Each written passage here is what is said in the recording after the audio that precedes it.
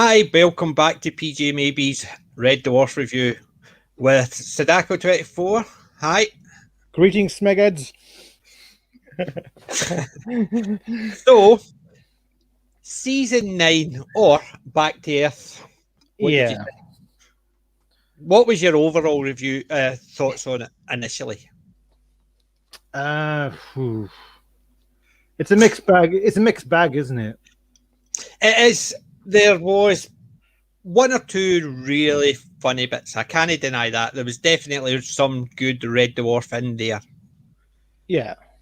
And I think I had a bad memory about it from the very first time I saw it, because this is actually, believe it or not, I didn't like it that much the very first time I saw it, that although I've got the DVD, I've only ever seen it twice. All right. Sorry, I saw the original and I've seen it twice since, and that was getting ready for this review because I had such a bad taste for it. However, it did redeem itself in my memory based on things that happened in it. It was a lot better, and it's basically been, believe it or not, because of the captain. Because I've rewatched Blade Runner so many times in the last month, I think it helped with Back to Earth, which I never thought I would say. That Blade Runner made me appreciate Red Dwarf even more. Well, should we maybe go back a bit and talk about the fact that Red Dwarf has been on hiatus for Hi Wendy, hi Darren. Hi. I mean, that was 10 years, wasn't it? Yes, it was 10 years. And see, I always thought Back to Earth gave me the impression that the reason they did Back to Earth was because they couldn't get the funding, so they had to do something on the cheap.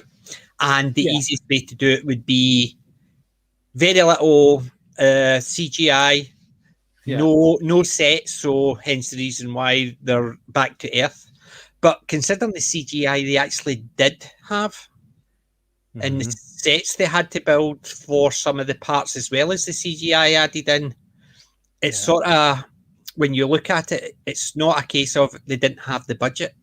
So I always put it down to they did Back to Earth because they managed to get somebody to okay a show, but they couldn't get the budget for it. And it's the CGI in it doesn't actually say that. It doesn't show that aspect of the funding.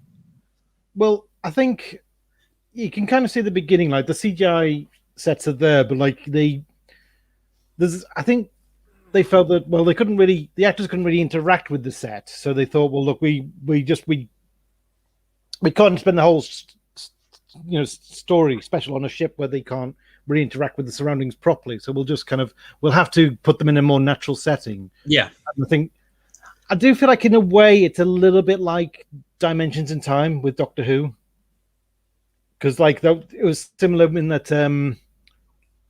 that was EastEnders rather than Coronation Street, but yeah, but I mean, it was kind of yeah, but I mean, it was the same thing. It was like they had like high ambitions for the story. There was going to be this great comeback, and then and it just turned out to be silly. Yeah, you scale it down and scale down. Before you know it, you kind of have to kind of borrow another show set in order to do stuff. Yeah, definitely. But I mean, I know it was originally they only got the green light to do 2 episodes. But obviously, they did, I think, same idea as Back in the Red on season 8, where it was planned to be a 2 episode, but they filmed a wee bit too much and didn't want to cut it down, so they expanded it to a 3rd episode. And considering this is the 3rd and final extended episode, considering the first 2 were Back in the Red and Pete. So this is the 3rd ever, and it was the actual whole season. But there was some good bits in it. There was some really, really bad bits in it. There was some interesting bits in it. So it was one of those. It's like, well, what's the analogy? It's basically like looking for a pearl. you have to go through so much shite to get a peril, and that's, I think it is. It's just, I don't know. It's one of those ones that definitely gave me bad memories. However, it did redeem itself a bit on rewatch. And I think it's because I appreciate the Blade Runner stuff. Although some aspects of that I've got questions on as well. Well, see, my take on the Blade Runner thing is that it was kind of it was that aspect I felt was a bit too patchy. Like they couldn't go for a straight up pastiche of Blade Runner. So there was the Red Dwarf stuff and stuff that seemed to be set in the real normal world, and then there was the Blade Runner stuff. But it was like you didn't get a full consistent atmosphere. Like in Back to Reality, you got 3 stories. You got On the Ship, On Earth, Blade Runner. Well, it was like 3. It was 3 different genres, though. Yeah, that's what I'm saying. So, and it's just almost a case of they were trying to weave their way between. Yeah. But I think it was the reason I liked the Blade Runner references were, I think it looked more like a homage to Blade Runner, and they weren't trying to take the mickey out of it. They were just trying to put a Red Dwarf spin on it. So I didn't feel as if it was patronising. However, I want more life, Smegger. Yes, that type of thing. And the Rimmer, the wee Rimmers. Yeah. That type of thing. So it was putting a homage to it and putting the Red Dwarf spin on it. And even the Swallow, he was basically the equivalent of the wee guy in Blade Runner who designed the early replicant. He had all the dolls and stuff like that. He was the one that had the small Admiral in general. It was floating around. Remember? In Blade Runner. So I thought Swallow was meant to be that character, but what they did, instead of having him designing all the bits and pieces for the robots, he was just doing noses. Yeah, well, he was kind of the eyes guy, wasn't he, in Blade Runner? Yes, and that was the wee guy that they went eyes. Yeah. Yes. So, I mean, do you think maybe we should discuss it episode by episode? Maybe. Yes, it's probably the best way to do it, because the first episode is on the ship. Yeah, it's 9 years on, isn't it? And yeah, you know why they did that? Pardon me. You know why they did the 9 years on, don't you? Rather than actually explain anything like they've been doing in the past. Remember, they used to explain the talkie toaster bit or about the dimensions and stuff like that. They just put 9 years on. It's because they thought they were going to get another season, so they decided that would be too complex to put in to explain what's happened, and then they just put 9 years later. Yeah, clean slate. Clean slate. So things have happened in 9 years. Just accept it. And there would be too much information to give in a scroll or anything. Yeah. But it was weird. It is just the fact that it's 9 years and you're sitting there thinking, where's the scroll? I would expect a big long scroll. It would go by too fast. But if you wanted, you could pause. Yeah. And what they did with the scroll the last time, because they did that, it just got faster and faster and faster until the point people just accepted it. But if they wanted to, they could pause it and just read it, which a lot of us did. It's annoying that they didn't go with the original Series 8 ending, isn't it? Yes. That would have kind of matched up, because you had you found out how the ship was cured of the virus, and you found out how they found out that the crew stuck together, kind of thing. Yeah. And accordingly, Ace was meant to turn up and stuff like that. That would have been more interesting. Yeah, but it's typical. It's just bugger it. We'll just start anew. Typical Red Dwarf in that respect. Yeah. Well, they do that quite a lot. They'll end in something and then just go back and just throw it did do this. We just sent the kids to here and we did this and we did that. We'll never bother. Yeah. So as I said, I've never been bothered about the continuity aspect of it. Yeah, I mean, you had to kind of presume that somehow they fixed the cure. Some they found the was a terrible. So some of they fixed the problem. They've had a cure to fix the problem with the ship. Yes, and remember the other three went through the mirror, so they would have had to come back. Oh yeah, because they remember it was only Lister that got it by the dispenser, where he says the dispenser says the other three had gone through the mirror. Yeah. So he was on his Todd. So how did they get him back through? So yeah, it's just one of those things. You're sitting there thinking, "Oh, explain it." But I would have loved to know how the movie, if they ever did the movie, how they would have followed that up, because that just. See, I think they would have gone the opposite way, and I think they would have, if they did a movie, it would have been sort of a relaunch. They would have explained it from the beginning, and they would have just ignored things that just didn't fit.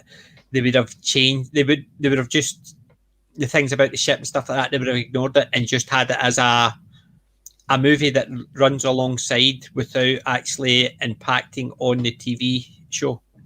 Yeah.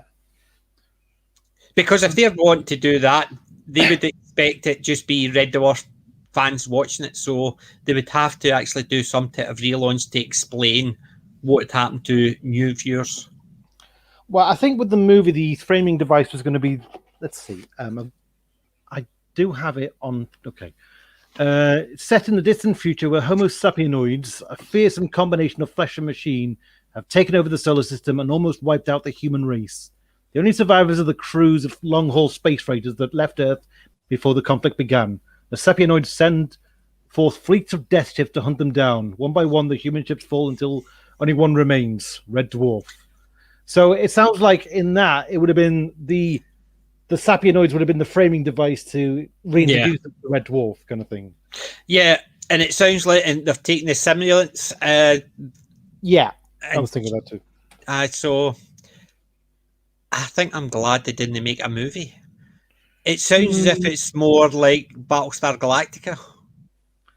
Well, I mean, Red Dwarf kind of was a bit like Battlestar Galactica in terms of the premise of, the premise of the last one, but just the fact that they would have actually been out hunting the last humans, it's very Cylon hunting out the last of humanity.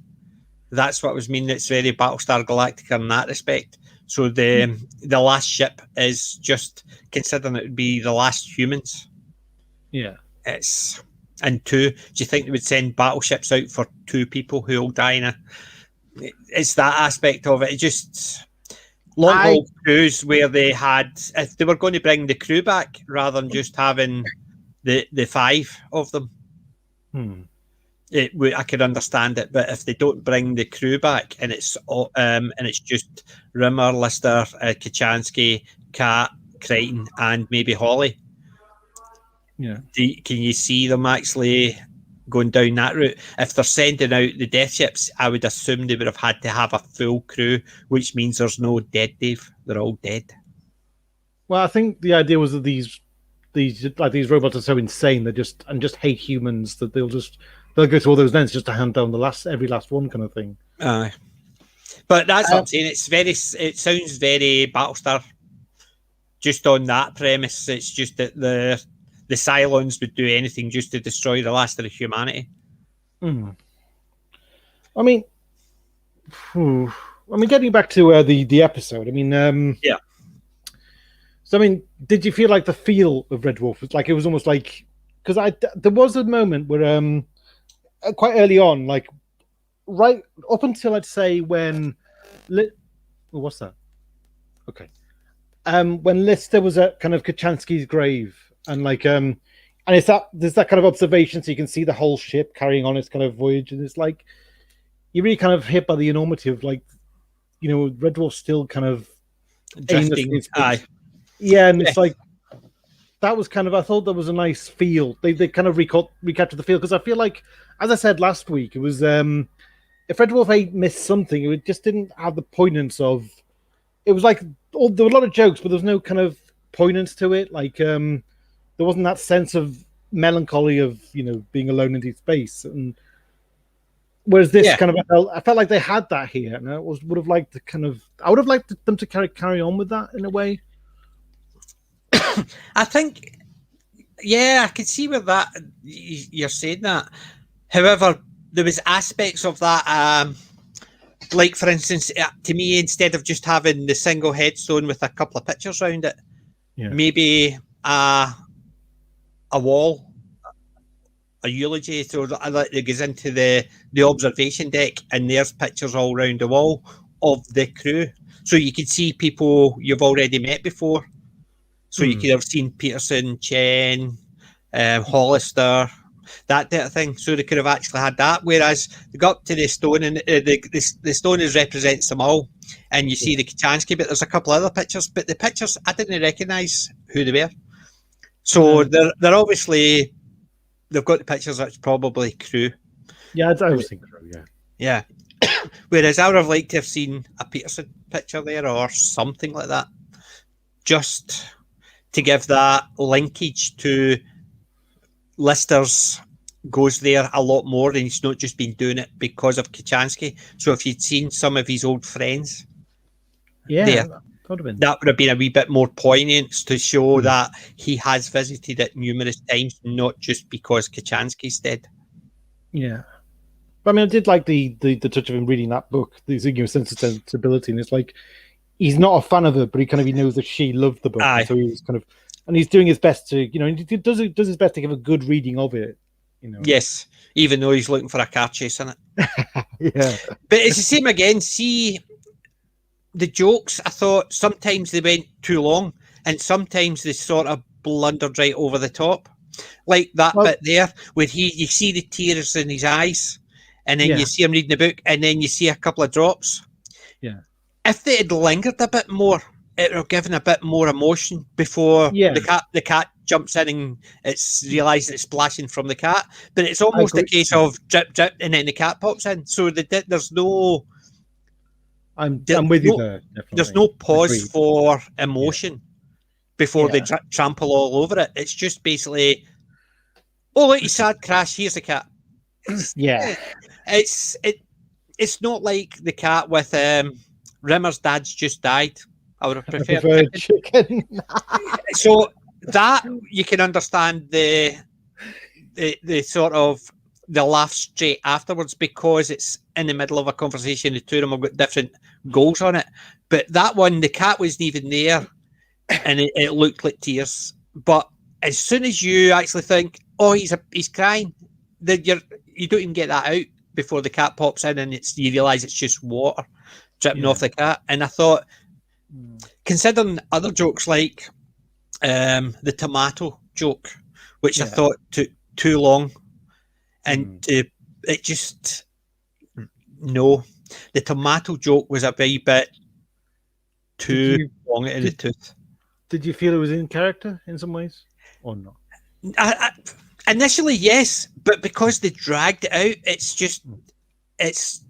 I thought Rimmer's reaction was classic Rimmer. It was like, was it really worth it? Like, yes, his reaction was more because he explained how long you took, and the problem is he didn't explain it. We felt that's how long it took because they're laughing and they're holding up, going, and you're sitting there thinking, he's overly pleased with himself because he's doing something, rather than letting Rimmer explain why he's so pleased with himself.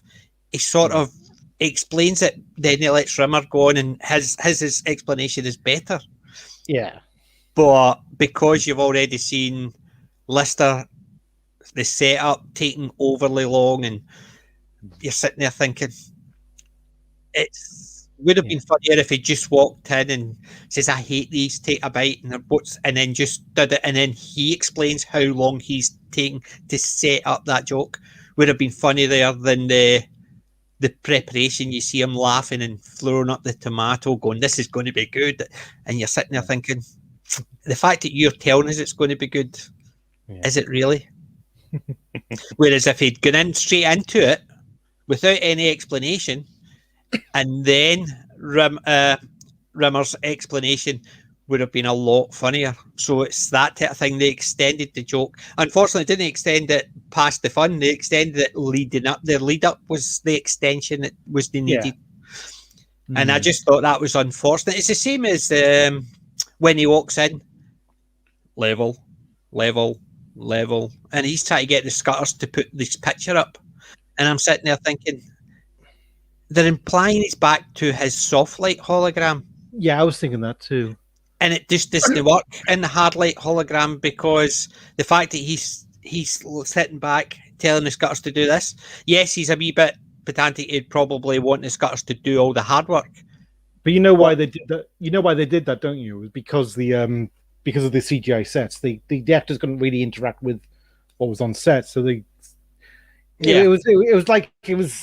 would have worked if Rim was back to being soft light, but as you say, it was hard light, so it seems strange that it was. Yeah, and I think that's where it sort of failed there, because it went back to what he used to do, and because we know where he's a hard light, because they mention it. It's not as if they just ignore the fact that it's hard light until they actually mention it.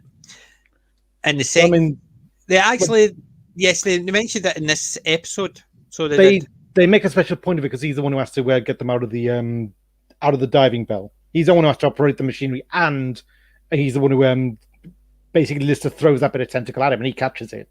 Yes, but also when Katarina turns up, he basically says, "How can the Red Dwarf sustain two hard-like holograms?" And she just ignores it. So they don't even give an explanation. But he asked, "How can Red Dwarf sustain two hard-light holograms at the same time?" And she just ignores it. You find out why later, don't you? Yes, of course. But it's just the fact is, you think there would have been something in there because of what you know later on. There would have been an explanation which was sensible. Yeah. And even the reason they gave for Holly not being there, I thought was a bit silly.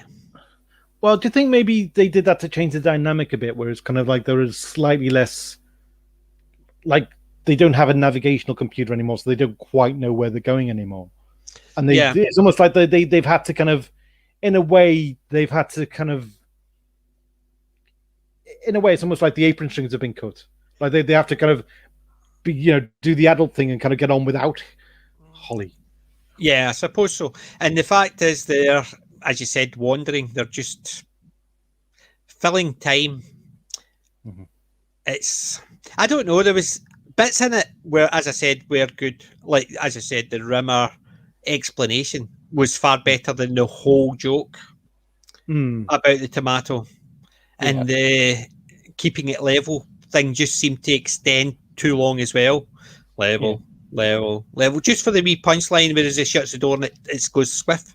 And I'm sitting there thinking, it wasn't even funny for the punchline. No. I mean, do you think maybe the point of it was to kind of show that Rim was kind of still taking pride in his measly achievements, and then you get this kind of new... Yeah, I think that's exactly what it was, to show that he was so proud of his inability to do anything substantial. Yeah. So but that's what I'm saying. It just seemed to go on a wee bit too long. If he was talking about setting it up and stuff like that, and then it was just on the wall, and then you just see it tipping as the door gets slammed, would have been funnier than the level. Really? It's that's the aspect of it. It just seemed to be too long, and I think it's because they had initially got the 2 episodes, and then it was a wee bit too much, so they had to extend things. And I thought that was the part where it just seems to be a case of the back in the red. They think because they need to fill in. Say instead of the 23 minutes, they had an extra 10 minutes, so they had to find another 13 minutes. So they've extended things where they would normally have cut. They've just let them run just to fill in that wee bit of time.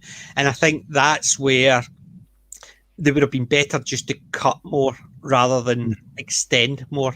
If they'd cut more, it might have been a more streamlined episode or season. of 2 episodes. Or just make it a 1 hour. Just leave it at that. What do you think? Maybe they were kind of going for see if it would be a rating success if you could get people to kind of watch episode by episode. I'm going to be honest. When I watched this in one go, it dragged, and I do feel like watched episodically. Like I do remember the anticipation. I remember thinking, yeah, I would like to see what happens next, but I wasn't majorly excited. But I was interested. But I wasn't. I did watch all 3 when they came on, and I don't think I was. Because of the first one, after the first one, I was interested to see what would happen. Yeah. After the second one, I was less interested. Yeah. And after the third one, I was wishing it had never been made. That was on initial watch. Now, I think after the third one, I would have wished to see more. Yeah. But at the time, I was wishing it hadn't been made. Because at the time, the Blade Runner stuff meant nothing to me because I hadn't really seen Blade Runner at the time. And I'd known about it, but I didn't put 2 and 2 together and just register it as a homage to a movie. I just saw these bits that just looked weird. Yeah. I mean, Wendology said it there, like, we watched this a number of years ago, but neither of us can recall much. And Darren echoes a point. Smeggle is what I can remember. Yeah.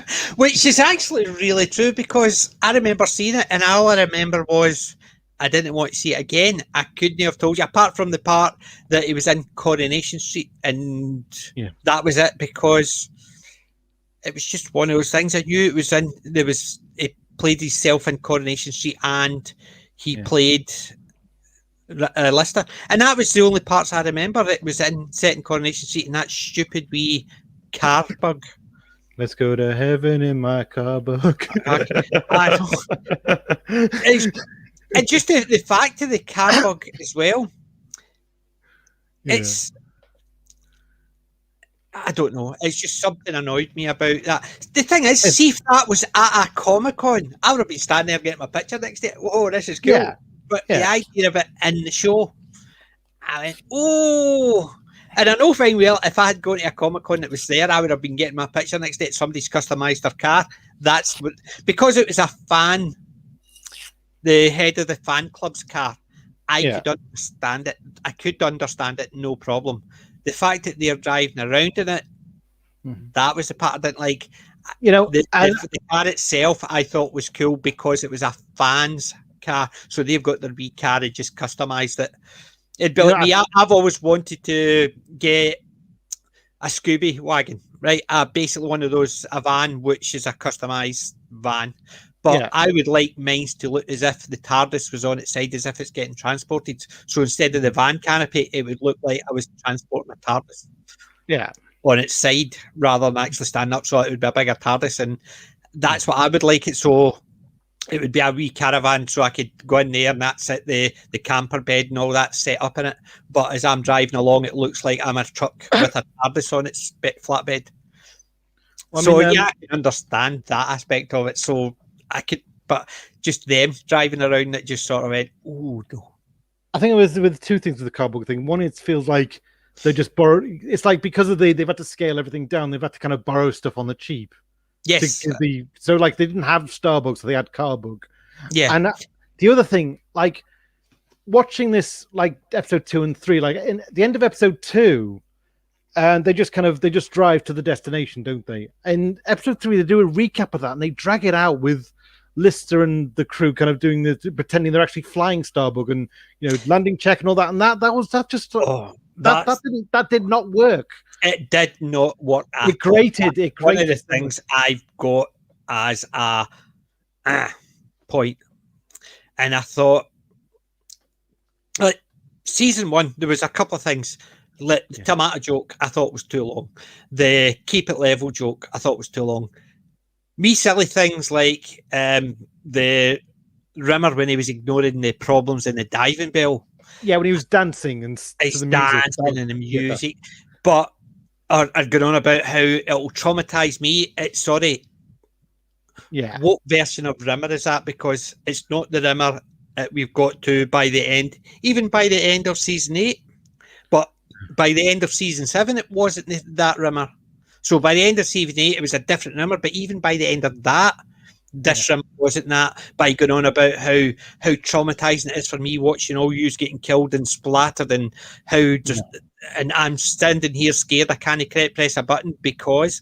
And I thought, yeah, I was wondering about that. I was wondering were they trying to hint that Rimmer developed some empathy, but he was still a coward.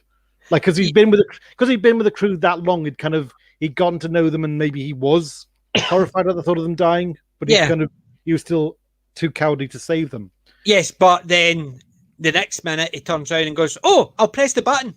So why couldn't you do that when they asked you the very first time and you gave the whole spiel about how scared you are and how you're going to be traumatized by watching them all die? Yeah. After he does all the music stuff, he turns around and says, "Oh," presses a button and it brings it up. By the way, I'm thinking it clashes too much with it. By the way, the scene we're referring to is like directly below mine. Not in the pictures. Oh, yes. So that's the exact one I had. The one next to the la la la la la. Yeah. Yes. Well, that's it. So I think that is not that's not the Rimmer that left in Series 7. That has to be a hologram of the Rimmer in Series 8. Because, as you said, he'd become Ace by that point, and this felt like a throwback. This felt like so it's, and it's I think in a way, it's like Lister has that dynamic with him of just annoying him, but it's not the same Rimmer he's come to know, is it? No, but then again, 9 years. Conley, it's been another 9 years. And he's a throwback to what you see in season 1 type Rimmer. But even in season 1 type Rimmer, you never had the impression that, yes, he was a coward and he would go and run and hide under a table. He wouldn't go on about how traumatized he'd be seeing somebody else get killed. He would be, "I'm off." It's a different type of cowardness. That's what I thought it was. It was almost, rather than explaining how bad he's going to get it, watching them get chopped to pieces and eaten. Thing is, actually, Series 1 Rimmer, Series 1 and 2 Rimmer, I don't think Series 1 Rimmer was that cowardly, if you think about it. They weren't, that seemed to be a trait that seemed to be more from Series 3 onwards. I see. You're right. Basically, it was more pompous and arrogant, but there was never really a situation where he needed to be a coward because he was this soft light hologram and he realised nothing could hurt him. I mean, do you think maybe he was kind of, there was a bravado of he'd been dead and now he was kind of even in Me Too, you see two scenes where you see the reenactment of the scene where the accident happens, and you see him facing the what he thinks is going to be his, well, he thinks he's going to face his execution because Lister's going to terminate him because he says one of you has to go, and in both of them he faces them quite bravely, and it's it seems so. Also, So, I suppose where they've actually decided to go down that route was polymorph. I think it was polymorph. That's when you started. It was the. Aye, but I see what you mean with it, because I must admit, I just assumed because he's always been the coward that it was from the beginning. But in the first 2 seasons, he was more pompous and ignored things and would laugh if there was danger because he knew he wasn't involved in it. The polymorph was when... No, it's not the polymorph one I'm thinking about. I'm thinking about the curry monsters, remember? Right, when they became thingy, they was talking about how the thing fell through him. Now he knows what brown shirts were, the shirt tails were for. Yeah, but that was Series 4. In polymorph, was the first one he says, we got 2 options: 1, take it on and kill it, or 2, run away. Who's for 2? Yeah, but I never even thought about season 1 and 2 being less cowardly. But I think it was just a case of, was there any situation where he could be a little bit Weasley in Confidence and Paranoia when he was trying to kind of get the Scudder to ambush Paranoia. Yeah. So he was Weasley, But I never thought about that. I must admit, I'd need to actually watch it again with that in mind. It's just, I think it's just one of those ones, because I've watched so many of it, you just assume he's the same throughout and just got more character. But in effect, yes, his character changed in season 3 with becoming more cowardly, which I never thought of that. But yeah, I think he was definitely, he was very cowardly, which was, I thought it was just played too much. Yeah. The long explanation about why he's traumatized and the explanation what's going to happen to them, and he's giving his hands like that as if I can't even move my hands, and I thought, right, but after the music and he sees him and he says, "Oh, I'll bring you up," and went like that, and I'm sitting there thinking, what's changed? Nothing's changed, but suddenly you couldn't have done that in the last bit, but you did it in this bit. And that's what about even the bit when he's sitting reading his magazine and they're talking to him and asking him stuff and he's just reading the facts out about it. That's more of a cat thing to do. Being so disinterested that he's just thinking about himself. It was less Rimmer-like and more cat-like. And I thought it's almost like somebody's actually just got those two character traits mixed up. If you think about him, in a way, Cat doesn't really get a cat moment here, does he? No, he doesn't. Even the bit when he's talking about catching it alive so it can pay for his dry cleaning. It's even that, the bits that he was talking about himself, it wasn't really, I don't know, it wasn't a cat. Like, for instance, 2 minutes to get ready, give me 3, but he puts up his 4 fingers. Which is not, it's a cat thing to do, as in, I want 3, but I really want 4. So he's saying 3, but he's meaning 4. Yeah, it was cat, but it was basically just done so quickly, and cats don't work. I'll throw out all the tuna. Oh, well, bud. That type of thing. It just didn't seem, the cat didn't steal the scenes. No, he didn't, no. No, it was just something he said and went on with his merry way. It wasn't something. The only time I think the cat stole the scene is when they went through the rift. Oh, when he landed on his feet, didn't he? He landed on his feet. Yes, that was the only time I think the cat. Yes, I could. The cat landing on his feet is as they do. I thought was good, and that was a cat moment. But. And did you see the bit with Katrina when she's given the big scientific explanation? Reading, you can see her reading from a script.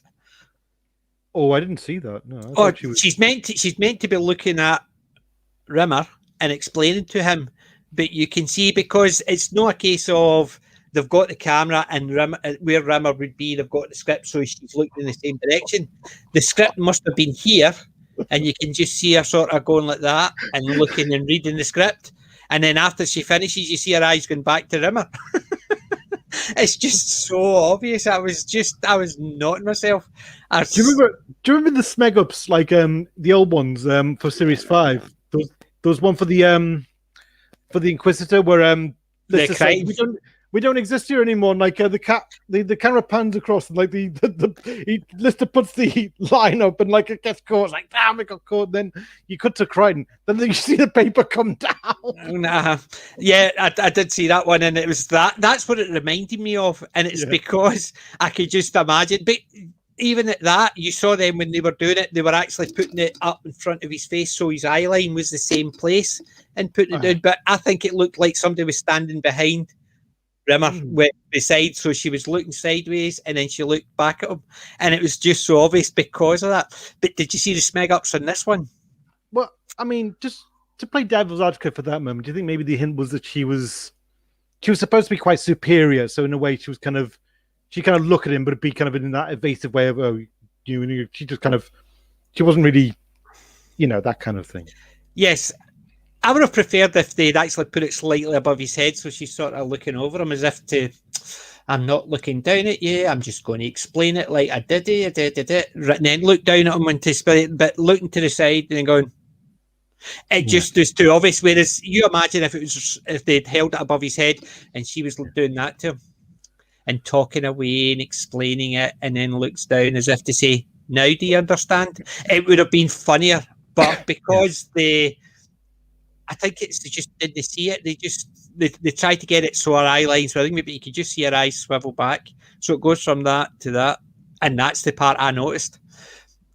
And that it was just a wee bit cringy, and I think that's all. Did you see the outtakes for this season, for this episode?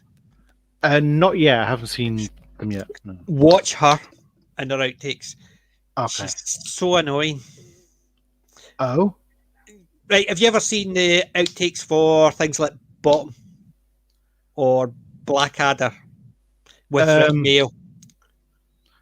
I've seen an outtake from one of the play versions of Pop, one of the stage performances of Pop, and they did like when they're on this island and they say, "Well, we don't need anything here." Like a script. That type of thing. But normally when they would screw up in the young ones or in Bottom or Filthy Flitch and Cat Flap, especially Rick Aid Edmondson and Mail, they would both look at the camera and say, "There's another one for Barry Norman." And it was every time they screwed up, they seemed to say that all the time because it was a running joke. Yeah. She's got a habit of saying, "Right, I'll get it right. Right, I'll get it right this time. Right, I'll get it right." And she doesn't. If she got it wrong once or 50 times, she says the same thing. Okay, I'll get it right. And I'm sitting there thinking, really? After that long, you keep saying, "It'll be fine. I'll get it right." Just do it right instead of constantly telling us it's right. It's just her. It's a wee habit I notice she has when she's messing up her script. Well, it's obviously something she does it without even thinking. But it's just one of those ones you're sitting there going, "Stop saying that!" But that was just me. Do you feel like she was a bit out of her normal genre, though? I think so. I think it was just a case of... In all fairness, a lot of the technical stuff she had to say, I could understand why she would trip off over it. And you look at Robert Llewellyn, he had the same issues. It's just... I don't know. It's just wee bits that, because of that, I don't know. It's just... I mean, what did you think of her character? I mean, we didn't really get to know her, did we? We didn't get to know her, but there was aspects of her character I liked, but there was other aspects of her character I'm sitting there thinking, why? Like, for instance, when she's explaining that you've got 24 hours, then we're going to delete your program, we're going to fire your hard disk into space, then we're going to actually fire a nuke at it. And I'm sitting there thinking, surely delete works. Yeah, that seemed a bit strange. And it was almost a case of, why? Because if this is a despair squid making that somebody's dreams, whose dream is that? Is that the cat's? Because he keeps on going to a great deal to explain what he would like to happen to them or sometimes. Yeah. I mean, I think maybe part of the disappointment of this episode is that she kind of, she comes in with this big idea of what they're going to do next. So, like, you feel like, okay, there's a mission statement to this episode. Yeah. Hi, not Brian Young. Hello. Smaker. Hi, Brian. Yeah, but like she kind of... I'm surprised Brian's actually there, because after a 5-hour stream on the Captains last night, he must have got his bed about 2-3 in the morning. I mean, like, they had a mission statement, it felt like, at the first, because she was saying, we're going to get you to a new dimension and we're going to kind of get you to get you a reason to live again, kind of thing. Yes. And, so basically, to get the human race restarted. Do you feel like, in a way, I mean, Kachansky was a bit of an odd fit with the Red Dwarf crew in Series 7? Yes. Do you feel like they'd done Katarina back then, it might have worked better? Because it felt like she kind of was a little bit... She clashed in the right way with the crew. Like, she was a perfect foil for Rimmer, in a way. Well, there was kind of, yeah. The problem is, I think they did something like that later on. Oh? Remember, I think it was 11 or 12, where, what was the computer's name? Was it Prim? Was it Prim? Pris. Pris. Was it? Pris, that one. I think that's what it reminded me of. That's series 10. That's series 10. So Pris, that's what it reminded me of, and it was a bit like Queeg as well. Yeah, you had that was a Holly and Queeg face off, whereas this one just seemed like a Katrina and Rimmer face off. Yeah, and what way I would have liked it to go, I think she would have been too much even if she was there for a season rather than just an episode. I think it would have been too much because she would have taken the fun out of a lot of it, because they could have actually had her when Rimmer left as a hologram just to see, but I think it would have actually brought the fun factor down too much, because anytime Lister would have done something to annoy her, I can't see it annoying her. It just basically she would just and do something back to him that she would cut off his credits or something stupid, so he had to toe the line. Well, I mean, it'd be kind of, she'd have to get used to his messy ways kind of thing, whereas Rimmer's kind of jaded to Lister by now, and like it'd be a culture shock to her. Still. Yes. Like, what's my smell? Is it a tin of tuna, or is it Lister's old sneakers? So, yes. I do feel like, in a way, in this one, they kind of underused her. Like, she was there, and then she kind of disappeared until later on. Yes, and later on, that was the funniest thing on the whole show. Yeah. The whole 3 episodes, the part where he's going, "You're going to murder me? Yeah. You're already dead. At Disney classes murder if you kill a hologram, either morally, ethically, or anything." Oh, really? Push. Yeah. That had me rolling. Basically, it was that I thought was, out of the 3 episodes, that was the standout funny point, because as Crichton says, she didn't see that coming. We all did. We all did. As soon as he clarified to her that there's no ethical or reason why you can't kill a hologram, she just went, push. I thought superb, very well done. Yeah. Seeing episode 2 of it, once they get back to Earth. Yes. What did you think? Did you think it was more?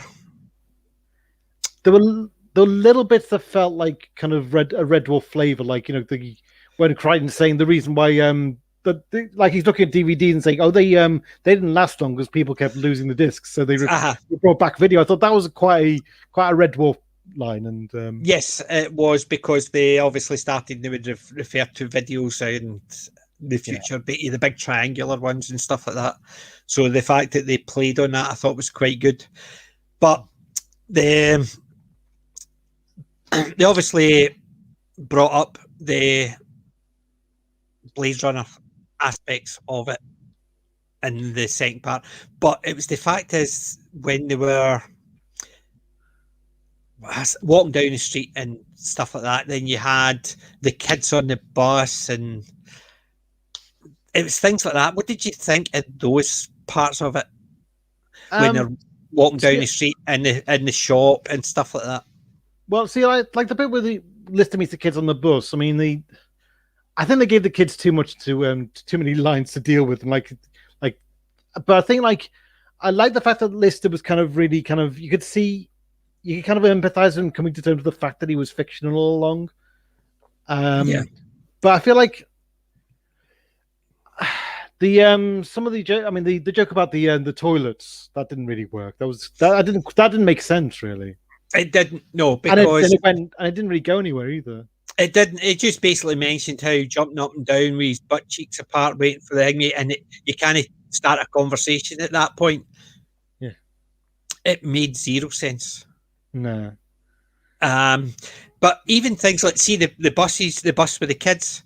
Yeah, I thought that whole segment was pointless. It would have been better if the kids had just come up and asked for an autograph. Yeah. And because they're kids, they just assume he is Lister. They don't think about Craig Charles or anything like that.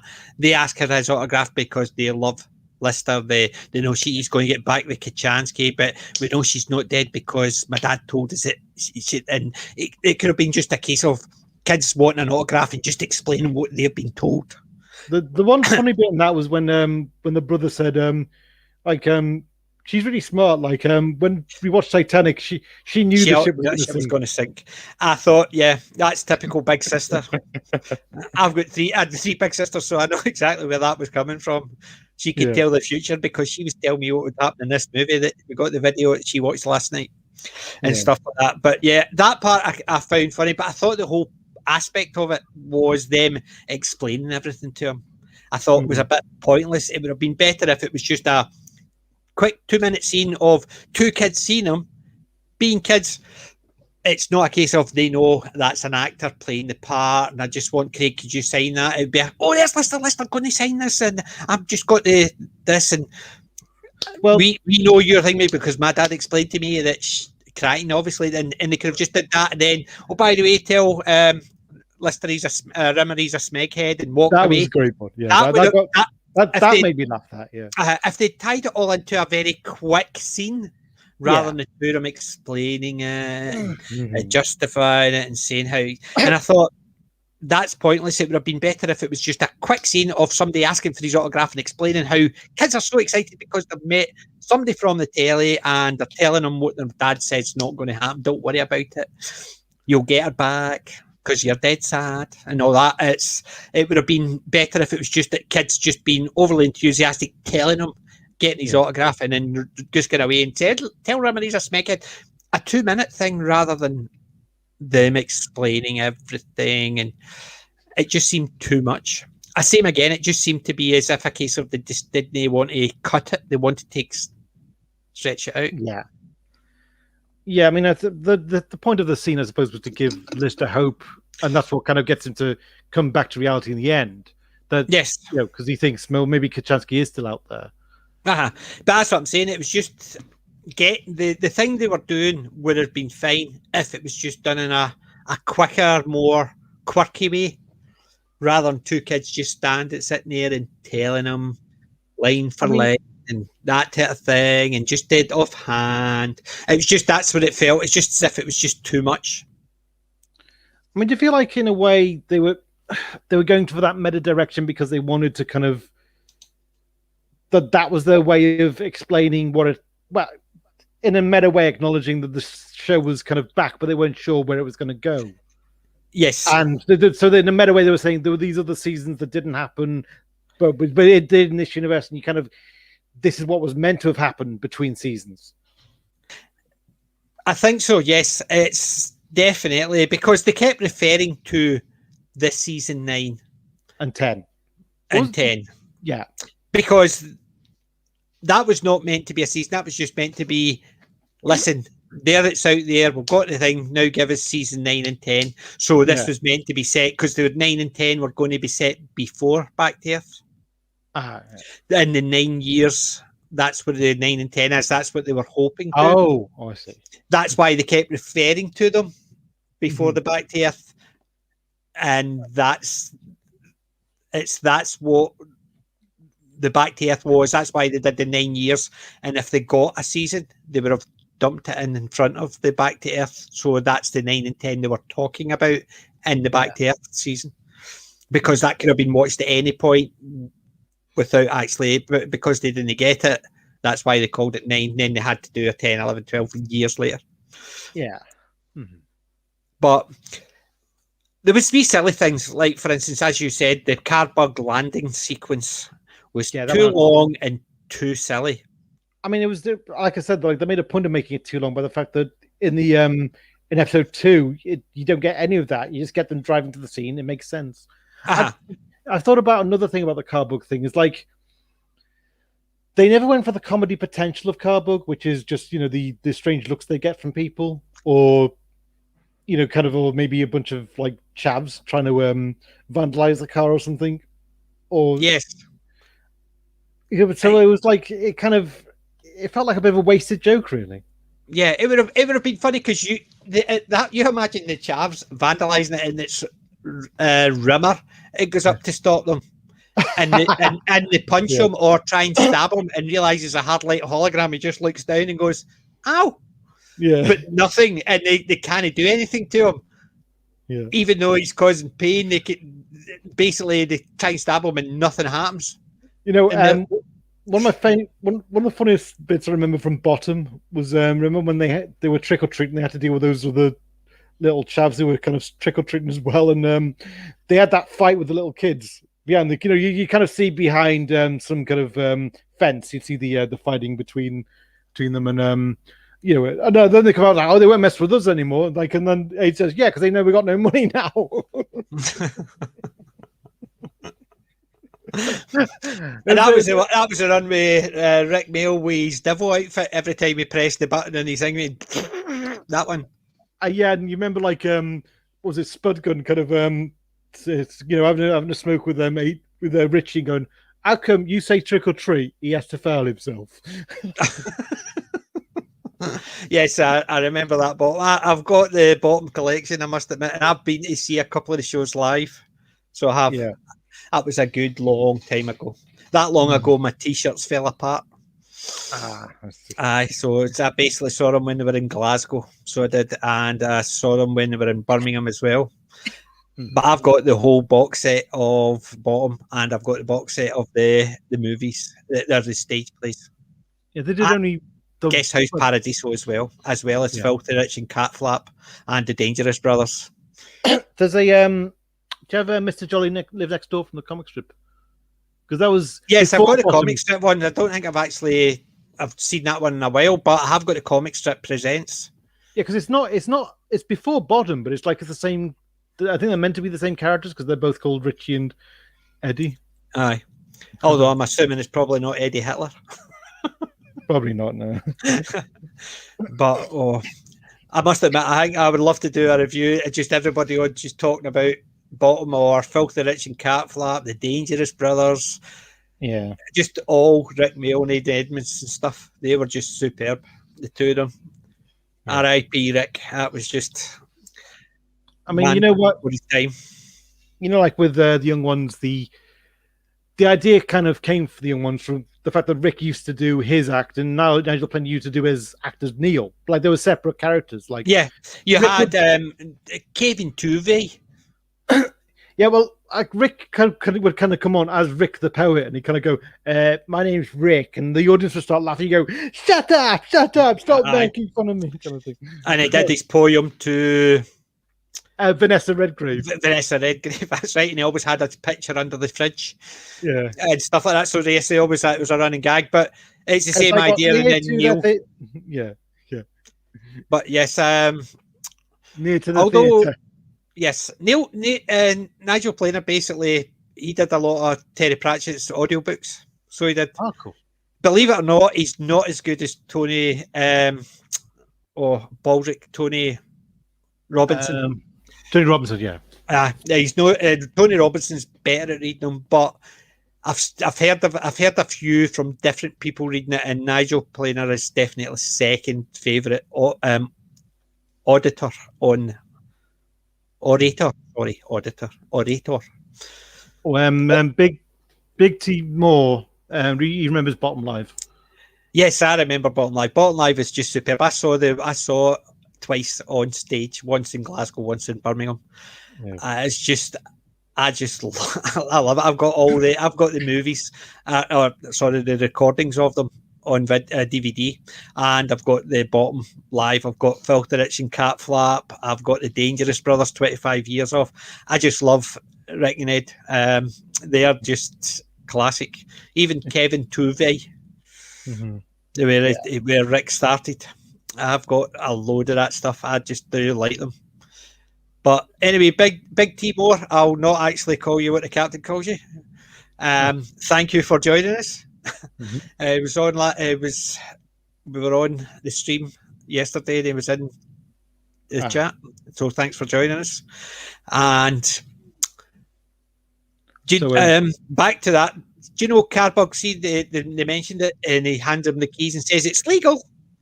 It actually isn't road legal. It's road legal without all the attachments, but with the attachments, it's not road legal. Do you think that was meant to be a kind of a callback to, like in Blade Runner? Wasn't the Eyes guy actually saying it's all legal in terms of because making replicants is supposed to be illegal or something. Yes, but did you notice what he was wearing? The nose guy. He was wearing cat suit. He was wearing the cat jumper, but a big fur coat. But what he was wearing underneath it? Oh, was that Hudson Thames? It was It was the simulants from. What was it was one of the simulants. I think it was the one that was in the previous season. Gunmen or no. The one he ain't heavy. He's my brother. Oh, the Don Henderson. Yes. Oh yeah. Yeah, I think he was wearing his, and you think about it, it was a simulant. And in effect, what is a simulant? A replicant. Yeah, replicant. Yeah. So he's wearing a simulant's outfit, as in, and he's doing the nose instead of the eyes. He was the nose guy. Yeah. Very Blade Runner. It was the fact that he was wearing that outfit. He's wearing the simulant outfit or the replicant. I just thought that was a nice recall because it was just subtle. It wasn't like the nose part was a bit, obviously, it was a wee bit too on the nose. Yeah. Pardon the pun. Of the Blade Runner, but that one was just a nice wee subtle bit where he's under the big jacket, he's got a simulant's part of the simulant's outfit on, and I'm sitting there thinking he's a replicant. Yeah. And I thought superb, definitely, because that was where he would have had the two short guys, the general and stuff like that, doing it, and the teddy bear that so his toys. Whereas they had them, the creator had them, so he didn't have them. Yeah. So they had to have some other way of having the replicants there. Yeah. And it was the outfit. And I thought, very good. Yeah. But I mean, see, that was the kind of, in a way, that was my issue, was that you'd have these Blade Runner kind of, you step into a Blade Runner territory, and then suddenly you go straight from that back to just, we're going to Coronation Street now. And it just seems like it couldn't. Yeah, there was, but even some of the aspects leading up to that, very Blade Runner. Like, for instance, the shop. I thought the whole shop sequence was boring. Yeah, but him walking in and going like that. Listening to music, no. And then, guess who's here? Guess who's here? No. And I thought the whole sequence was boring. Although that shop is actually a real shop with the real name. That was the real shop's name. Yeah. But the fact is, they've got the picture, and he's going scan, zoom in, uncrop, the flip. Yeah.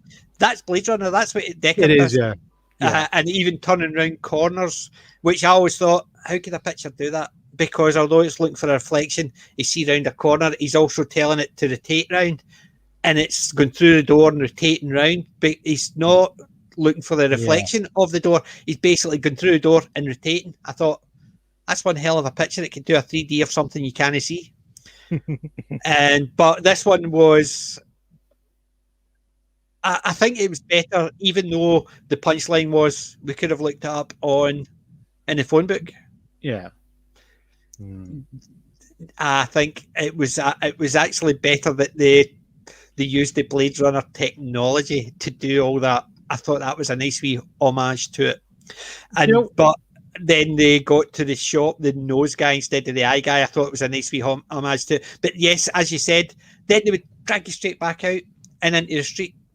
Do you know what I think it was missing? I think, like with the Red Dwarf crew back on Earth, you'd almost think it would be a bit like Star Trek IV: The Voyage Home. You'd have the kind of the fish out of water element with the crew had to adjust to a different time with different customs. And which they mentioned it right at the beginning where they're jumping up and down in the toilet, which made zero sense. But beyond that, there's no interactions like that. There's you'd think there'd be something on the bus. I mean, the only thing there really is the bus driver saying it's all first class kind of thing. Yes, I'll expect the champagne and stuff like that. And even the bit when they're walking through the street, everybody's staring. Yes, they used to do that, put them on the TV and laugh at them. Yeah. It's that. It was almost there's fish out of water, but so how did you know about getting changed down the back of seats covers and the cushions? Yeah, it's like nothing memorable came from it, did it? No. It was almost a case of it was just thrown there and there on Earth. I mean, I mean, if you think of Star Trek For the Voyage Home, like there's lots of memorable moments of the crew, trying to learn the customs of the time. Yes, like for instance, could you tell me where the nuclear vessels are? Nuclear Asking a cop how he going down with a Russian accent at the time. Very funny doing it, or even Spock leaning over and the guy and because of the music. By the way, in the novelization, the nuclear vessels bit plays out differently, where the cop says, "Oh, yeah, sure, I'll point you to it," and then like he says, I'm onto this guy. This guy's a spy. Like he's the most obvious spy I've ever come across. And so like when Chekhov gets to court, like I said, we had all these alerts about this guy. It's like, yeah, but that guy's a cranky, sees communists everywhere kind of thing. Aye. Yeah. But it basically does. But that's what I'm saying. So they played it out a fish out of water, like asking a cop how to find the nuclear vessels with a Russian accent. Yeah. My favorite funny bit in that is when like Kirk knows that Spock is harder to pass off than him. So he says, like, look, thing about Spock, he was part of the the counterculture at Berkeley, and I think he did too much to LDS. It's like, so it's like he even gets that wrong. That's just Hollywood pretending they didn't know how to actually say the proper words. Yeah, but aye, it was that. But that's what I'm saying. You felt as if they were fish out of water. It's the same as when Scotty, with millions of miles, hundreds of miles. Yeah, it's when he's got the computer and he's going, use the mouse. No computer. Yeah. Computer.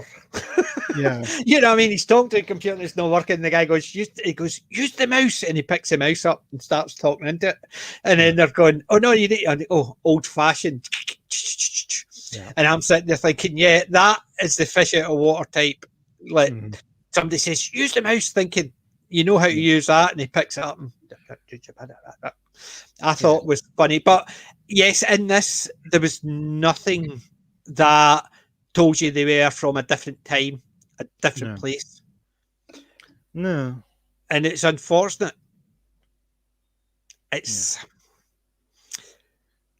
but other nice wee aspects of this, I thought. See Simon Grierson, the one that plays Steve something in Coronation Street. Yeah. Do you know he has only ever appeared in 2 TV programs as an actor? He's appeared a couple as himself or playing the same character. Right. Coronation Street and Red Dwarf. Red Dwarf is his only other TV role where he doesn't play.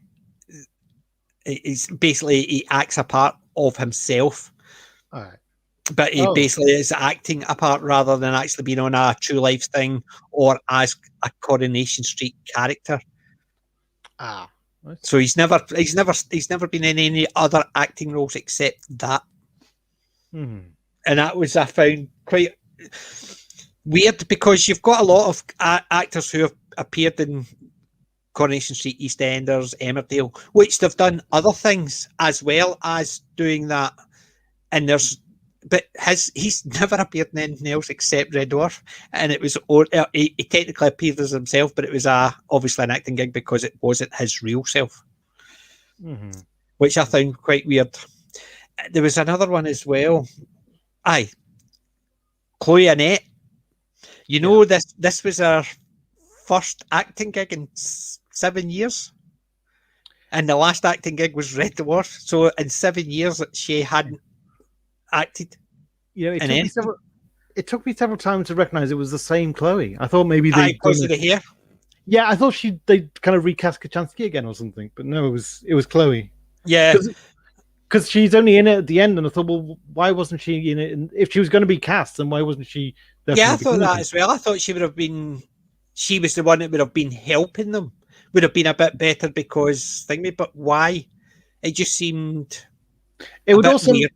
It also makes sense that she'd kind of want to use if she thought that the squid was a dimension hopper, she'd have a vested interest and want to get back to her dimension.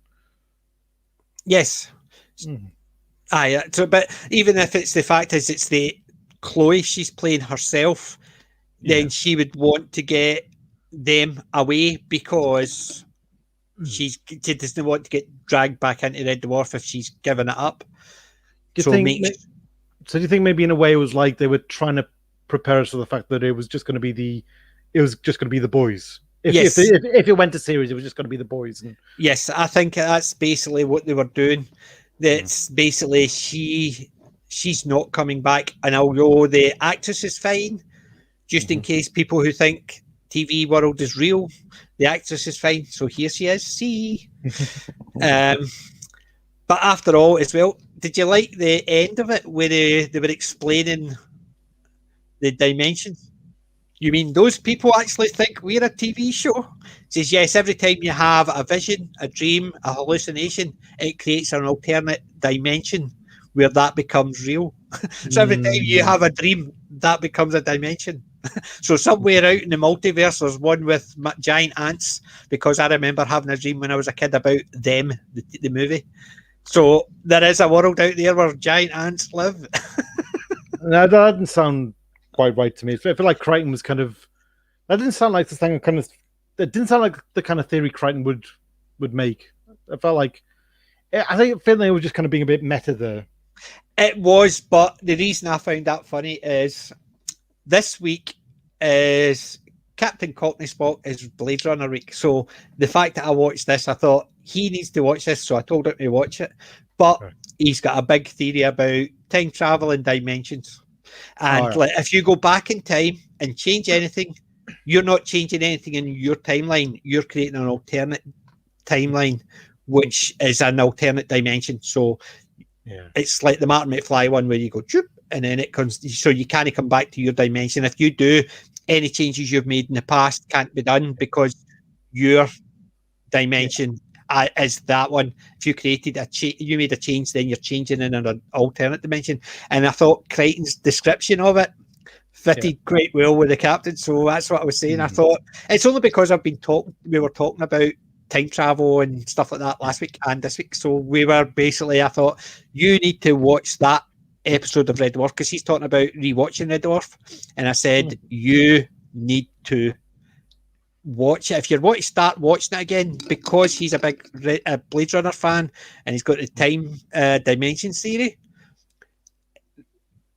Back to Earth is not the greatest to start watching. However, for him, if he just watches the first two, which are not the greatest, but the third episode has got all the Blade Runner references and the time space, he might find that a lot more better because he's got those two interests. And I was talking to him about it yesterday.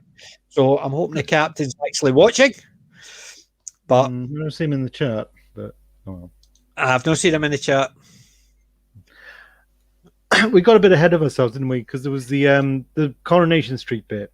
The Coronation Street bit, which they could have. I feel like I would have liked them to do a bit more with the Lister meeting Craig, Charles. I think so, but I would have actually. Why didn't they meet Robert? Why didn't they meet Chris? Why didn't they meet Danny?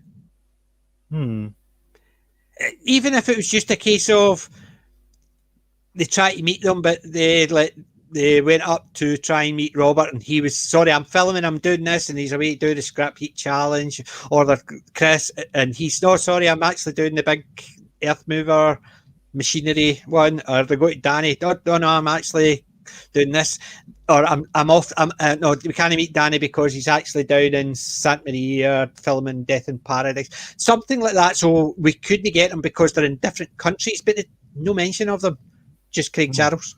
Because he's in Coronation Street, because they wanted it to get in Coronation Street. And considering Coronation Street and Red Dwarf are competing channels. Yeah. Because Coronation Street is on ITV, Red Dwarf is BBC. The reason they managed to get the two of them together, yes, it was initially, the reason they managed to get two of them together is because Dave funded Back to Earth. Yeah. And that was the only reason managed to get the two of them. I think maybe because they weren't working with their competitor, they were working with Dave. It just so happened both of them were working with Dave. But I thought it was quite interesting that even something like that if BBC were still doing Red Dwarf, that wouldn't have happened because there was no way on earth BBC and ITV would have worked together because they're competitors. So they wouldn't want my show and yours to boost your ratings. Mm-hmm. And that's why I think they would have known. But because it was via a third party who were basically using both, then it was easier because it wasn't given priority. It was the given business to their direct competitor, because Dave is a cable channel, so they don't class it the same way. Yeah. But I think the fact is they should have done a bit more to try to look for Danny, and then they realise he's out of the country because he's filming in Death in Paradise or whatever he was doing at the time. I think it was Death in Paradise he was actually starting to do.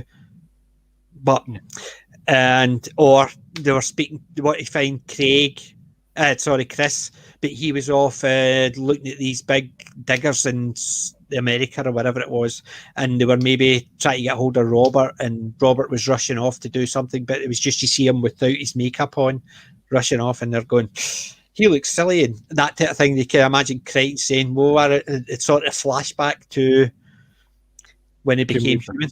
Yeah. I mean, so that it would have, but it's just the fact is they focused on Coronation Street. I just thought it was something they could have expanded more instead of letting some of those jokes drag on. They could have filled it with the cast that they've already got. But I don't know why they didn't do that.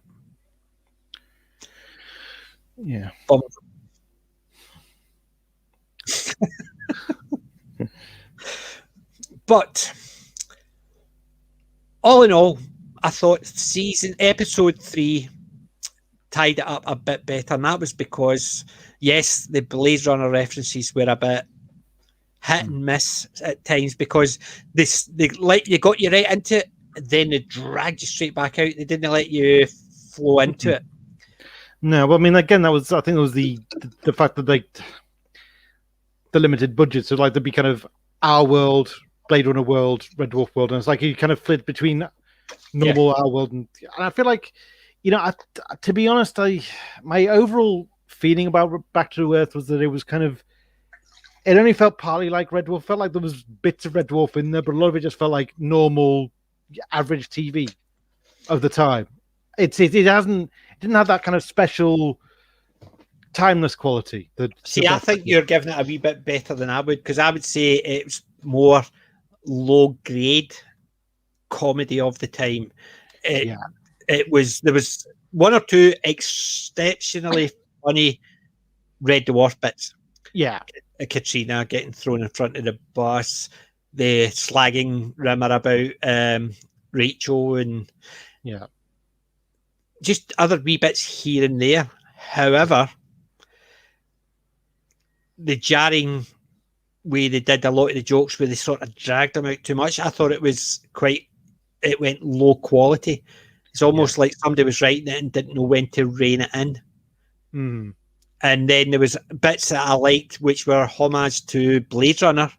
But as you said, there was a jarring cut between that and that. It just sort of, like, you see them get up in the lift in the building, the Tyrrell building in London. So it's same place. So you see them go up, they see the big poster on the side, so they get into it. Then they meet the creator. They tell him about the end sequence where he's going to kill them all, and then they film it as he's talking about it. And then Kachansky turns up and it sort of drags you out of it. And wait a minute, it's too jarring, the switches between one and the other, rather than letting it flow. The thing about the creators, I would have liked them to actually, because usually whenever you read the kind of the Red Dwarf, like the books or the novels or the script books, like they'd kind of embellish the story of who Rob Grant and Doug Naylor are. We would say they're actually a Gestalt entity. That would have been fun. I would have liked them to have done something like that, kind of expanded on that synopsis of. See, the thing is, I know why they didn't, and they didn't have anyone of the two of them playing the part, although we knew it would be Doug. It's because I think they just couldn't do that and actually make Rob feel as if he was getting dragged into something he wasn't part of. Well, no. I mean, I wouldn't have wanted like the actual writers. No. But, I meant yes, I meant the name, but as if they were implying, because there used to be Grant Naylor production, as in people used to think it was a guy called Grant Naylor. Yeah, I'm aware that people thought that was a single person. They didn't realise that was two people, and it was just their surnames to make the production company. Well, like if you look at like some of the books like that they did, I think I've got one here. Just wait there a minute. I'm going to see if I can find the book I'm looking for. I think they did put it down under Grant Naylor as well, but you'll be able to tell us that. But that's what I'm saying, and I think if they'd done that, I think they would have actually were worried just in case, because they put it as a Gestalt entity, then it was implying back to the Grant Naylor production. And I think that's why they didn't want to do it, because in case it just caused wee bits of rift, they just thought, we'll just create a creator just to make sure there's nobody feels as if they're just getting dragged in, although it's a Gestalt entity and there's no mention Grant or Naylor, but that it's implying the creator is one, because the two of them used to use their surnames and people thought it was just a person called Grant Naylor. I found the book. Just a minute. I'll just dig it out now. Yep. Right. Let's look at some of the chat. Right. So, well, thanks for Windology, Darren, and Big Timor. I'm here. Yeah. Jim the Viking, and who else was there? Not Robert Young. I'm just saying thank you to the people who are watching and streaming. So yes, Bargain Basement Red Dwarf is very apt, definitely Windology. And hi Jim. And didn't follow Red Dwarf when it went to Dave, didn't feel right. I have to rewatch. Nothing on TV nowadays worth watching. Yes, well, check back my last 8 streams. We've been covering season by season. Next week is season 10. So we've got season 10, 11, 12, and then for season 13, we're going to get a panel on. Everybody wants to come on who has been on the panel before, and we can talk season 13, Paradise. We are definitely looking for the promised land. Cats and everything basically based around the cats is just paradise. Unfortunately, it's paradise lost, but it's still paradise with the cats. So definitely rewatch it and keep up with joining the streams each week. Right. By the way, I found the description here. It's like it says, this is the description of this is the about the author section in the Red Dwarf novels. Grant Naylor is a Gestalt entity occupying 2 bodies, one of which lives in North London, the other in South London. The product of a horribly botched genetic experiment which took place in Manchester in the late 50s. They try to eke out 2 existences with only one mind. They attend the same school, same university, but for tax reasons have completely different wives.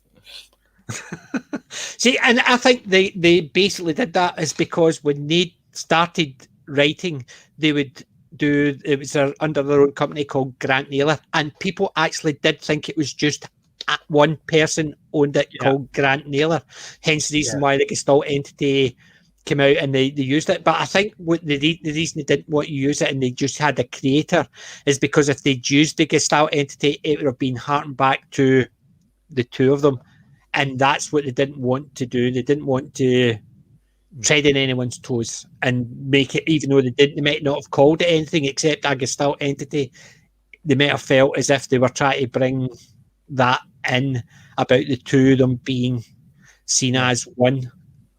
And I think that's why they just did the creator, so it was just a generic boss man. He was generic. That's the thing. It's like the only moment where I felt like the character of the writers came out was when he said to Dave, "In truth, I grew weary of you." I thought maybe that was almost Doug saying, "Yeah, I did kind of, I tried to do too much with the characters. I tried to take them too many different." Because I feel like I don't want to sound like I'm bashing either of the writers, but I do feel like as good as they were, as much as they sweat they put into it, they were only really good when they were together. Like they were separately, they were less than the sum of their parts, I feel. Yes, that's what I've been saying since before. Once they left, they split. I think that Doug and Rob were a great team because they seemed to know when to rein each other in. So when they split, you look at season 7 and 8. Yeah, it was basically there was jokes that just seemed to go on a wee bit too long, or they could have cut it a couple of seconds even, but it just let it drift that wee bit too much. It's almost like there was a bit missing, saying, "No, cut it there instead," or "This works better than that." And I think that's where the two of them working together, they would have been able to rein each other in, saying, the two of them looking at it going, "Do you think it would be better if we'd cut a second or two off of that, or made that slightly shorter, or made that bit pause a bit longer?" Like the tears at the grave. Yeah, exactly. It would have been better if that was just left with the drips coming down as he's reading it, and it implies he's crying, which you saw the tears. That was the thing. You didn't need to see the tears to see that, because the two of them, it was a juxtaposition, because you saw the tears coming down, and then when he's reading it, you see the drop, and so it just implies he's crying a lot more. But they just jarred it straight to the cat falling through and stroking. Whereas I think if the two of them had been working on it, they would have said, drag that out a wee bit more, because it would have been more heart-wrenching before the big comedy reveal of the cat. It's him, it's splashing the water all over everything. But they just jarred it too much. And I think if the two of them were working on the script, it would have been tighter. And I think I've been saying the same since 7 and 8. It's just seemed the tightness isn't there as much, which is unfortunate. Yeah, I mean, but I mean, the thing about the creators, like, he's based on Tyrell, but I mean, from Blade Runner, but there was a lot more character to Tyrell. I feel like there wasn't really much character to this rift on Tyrell. It was just kind of, he wasn't much of an antagonist in the end, was he? No. Other than he had to that moment when he had the powers of the god when he was at the typewriter. Yes, and it sounded that was another thing as well. It meant that it wasn't the writer who had the power. No. It was the typewriter, which takes his power away. It's just I'm trying to remember the program where they had something that, I don't know if it was a book or a program. It's something in the back of my mind is I think it might be, it's a John Scalzi book, Red Shirts. Oh. I mentioned it to a few people. Basically, Red Shirts is a Star Trek parody with very similar to this. Right. It's all about the Red Shirts rather than the command crew, and how they try and avoid the command crew, because they know if they get dragged into the story, they're more likely going to get killed in a weird and wonderful thing, because they're aware that it is something's behind it, making all these stories up and killing all these red shirts. And they find out they're a TV program, and they go back in time to a different dimension. But I can't remember if it's back in time at a different dimension to when the TV show is running. Right. And they had to get the device which is causing it, and they have to write themselves a good script to give them all a good ending. Mm-hmm. So they get the writer to do it. So I'm sure it's the writer, it's the power there. It doesn't matter if he's typing it up, putting in a word processor, writing it. It's the writer, it's the power. And I'm sure there's something else. I can't remember if it was something it was causing it to become reality. And I don't know if it was a device. So if the person had the device, whatever they did became reality, because it's the device. So anybody had it, and they could actually make anything become reality. And the thing is, it's sitting there, and I can just feel it in the back of my head, but I can't think what it is. But in this one, what I was getting at is this one takes the writer as not the creator; it's the typewriter, and that takes away from him. Well, I think the point was that he does have the power, but like once he dies, then the they realize, well, who's going to submit the script? Well, we can submit the script. We can write the script ourselves, kind of thing. And I think that was kind of when they had the. But when they do, I mean, the scene where Lister kind of gets Rimmer to keep, jamming. That felt a bit kind of too long and a bit too. Even that felt like a bit kind of not quite Lister. Yeah, I know. I can imagine him doing something silly, but not just causing pain. Yeah. And the other bits where he's got everybody doing something, and then suddenly they start speaking, and you're sitting there thinking, right, so somebody else is the narrator. Who? Yeah. And then it turns around, it's a despair squid. Yeah. I don't know. It's just there was bits and pieces in it. It's almost a case of. So what they're saying is it's whoever's got the typewriter, because it was if he typed it, it happened. So if they were the writers, then all they needed to do was pick up a pen and write something, and then it could stop him doing anything with the typewriter. The typewriter disappears, but it just seemed to be it was the typewriter that was doing the writing. So it was not so much them. It was the typewriter that actually allowed them to be the creators. It's just how it felt to me. But yes, you're probably right. It was a case of whoever was writing. It didn't matter if they were doing it in a typewriter or if somebody had written down, because you didn't see anybody trying to do it. That was the thing I thought. But it just, because of that, it just seemed to be the typewriter seems to have the power. Yeah. Yeah. We're kind of getting to the ending of it, aren't we? With the final reveal that it was the. Now, we've talked about a few times about the books, haven't we? Yes. The first book. The first book, Infinity Welcomes Careful Drivers, and I'm on the last track of the audiobook, and I've just got to the point where they're going to look for Cat. Well, just to shall we spoil it? Yes. Spoilers, people. Infinity Welcomes Careful Drivers, Grant Naylor production, Red Dwarf book 1. We're going to spoil the ending.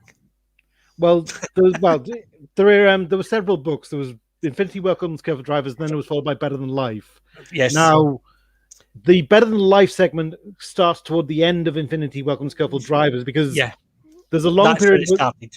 Right. Lister and the crew think they've found a way to get back to Earth, and they think they reached Earth. They think there was this journey where they reached Earth. They got famous, and they enjoyed their time. And Lister got what he wanted. He kind of, each of them got what they wanted on Earth. But it turns out that all along they never actually reached Earth. What happened was they thought they were going to Earth. They had this big party. They got drunk, and they discovered the Better Than Life immersion game. And the difference between the TV show and the books is the immersion game actually hides the fact it's a game. So it makes you forget that you're playing the game. So it's an immersion. So basically you're what is it? The something heads? Bliss Freak. No, not Bliss Freak. No, it was Game Head. Hello? PJ, you seem to have frozen. Yeah, I don't know what happened there. Just basically just clicked and it just. But no, Bliss Freaks were the ones that thought they were God. Yeah, that was it. Yeah, it was. It's not a tech head. Game Head. Game Head. That's what it is. So basically, they enter Better Than Life and they forget they're actually in a game.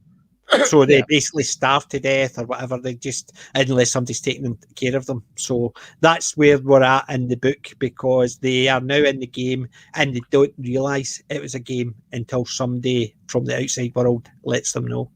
Yeah.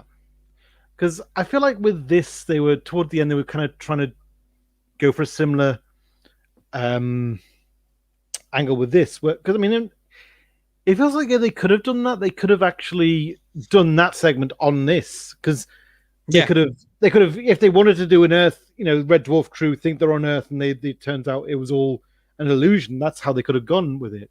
Yeah. Now, I think because I'm at the point where in the book they're coming out, or they've realised, seeing the end of this one, that's what it reminded me of. It was almost a case of like, They've done the better than life, but what they've done is used a despair squid. So they've effectively taken the despair squid and the books better than life, and sort of pushed it in. So the two of them allows you to do the better than life, but do it as a despair squid thing again, because they don't want to put I think they don't want to be addicted to it. So, because that's what happens in the book. So they didn't want to do that. So the despair squid was an easy way to do it, and do it very like the better than life. Yeah, because I mean, it was a similar, because like at the end of the book, the first book, Lister kind of, apparently if you want to leave better than life, the game, you can imagine yourself an exit. Yes. And walk through it. And he does imagine the exit, but he gets tempted back by Kachansky. And I think that's kind of what they wanted to do here, was kind of, is Lister going to go back, or is he going? And I feel like they could have done that. They could have ended it on a cliffhanger where he just wants to stay in the illusion, and is he ever going to come out? If they wanted to kind of, but did you not notice that early on? See, after the despair squid, right at the beginning, did you not notice the big red button on the console? It said exit. No, there was a big red button on the console. You look at the back, and there's a big red button. It says exit on the actual table. Oh, right. So basically, it was only afterwards I'd watched it the first time, and then I got to the end and I thought, there isn't that. And then I was thinking it because I'd listened to Better Than Life the other day when I was driving, and I was thinking, the exit button. And then I remembered seeing it, so I rewatched it and I thought, there's a big red exit button sitting on the table. But I don't know if that was at the before the despair squid turned up or after. I just remember the big red button was there. And I just still can't remember. I remember seeing it, but because I was sort of speed watching it today because I've been really busy and work-wise. It's literally this week's been absolutely dire, so I've not had a chance to relax and watch and take notes. It's just been a case of rush through things. So I've not been able to see if that was before, during, or after the despair squid. I think it was after, and there's a big red button sitting there and it says exit. Yeah. Well, when Dolgy's had to leave. All right. Okay. No problem, Andy. I understand that. I'm actually starting again early tomorrow. 3 days in a row. This is getting terrible that I'm actually having to prepare for work before I go to my bed for work in the morning. Normally, I don't do that. But good night. Have you got next week's panel sorted out for Series 10? Not yet. Darren and Wendy, basically because of it's getting access to the Series 10. All right. So if you're welcome on next week. Yeah, I can do it. I've got Series 10 now. I got it on DVD. Yeah, I've got them all sitting there ready to go. Right. And I've only watched them all twice, and that was when I first got them. So I'm looking forward to rewatching them with a more critical eye. Yeah. All right. I mean, what I was kind of getting at with there was a callback to the books, but it was almost like, I feel like it was a borrow, but there wasn't enough done with it. I feel like they could have had, because it feels like Lister kind of, he goes with it, and then he kind of decides, no, change my mind. It felt like they could have drawn more out of that, I feel. Yes. And do you know why they didn't? Do you know why they didn't? Blade Runner. The end of Blade Runner, you remember, is Deckard drives away with Rachel.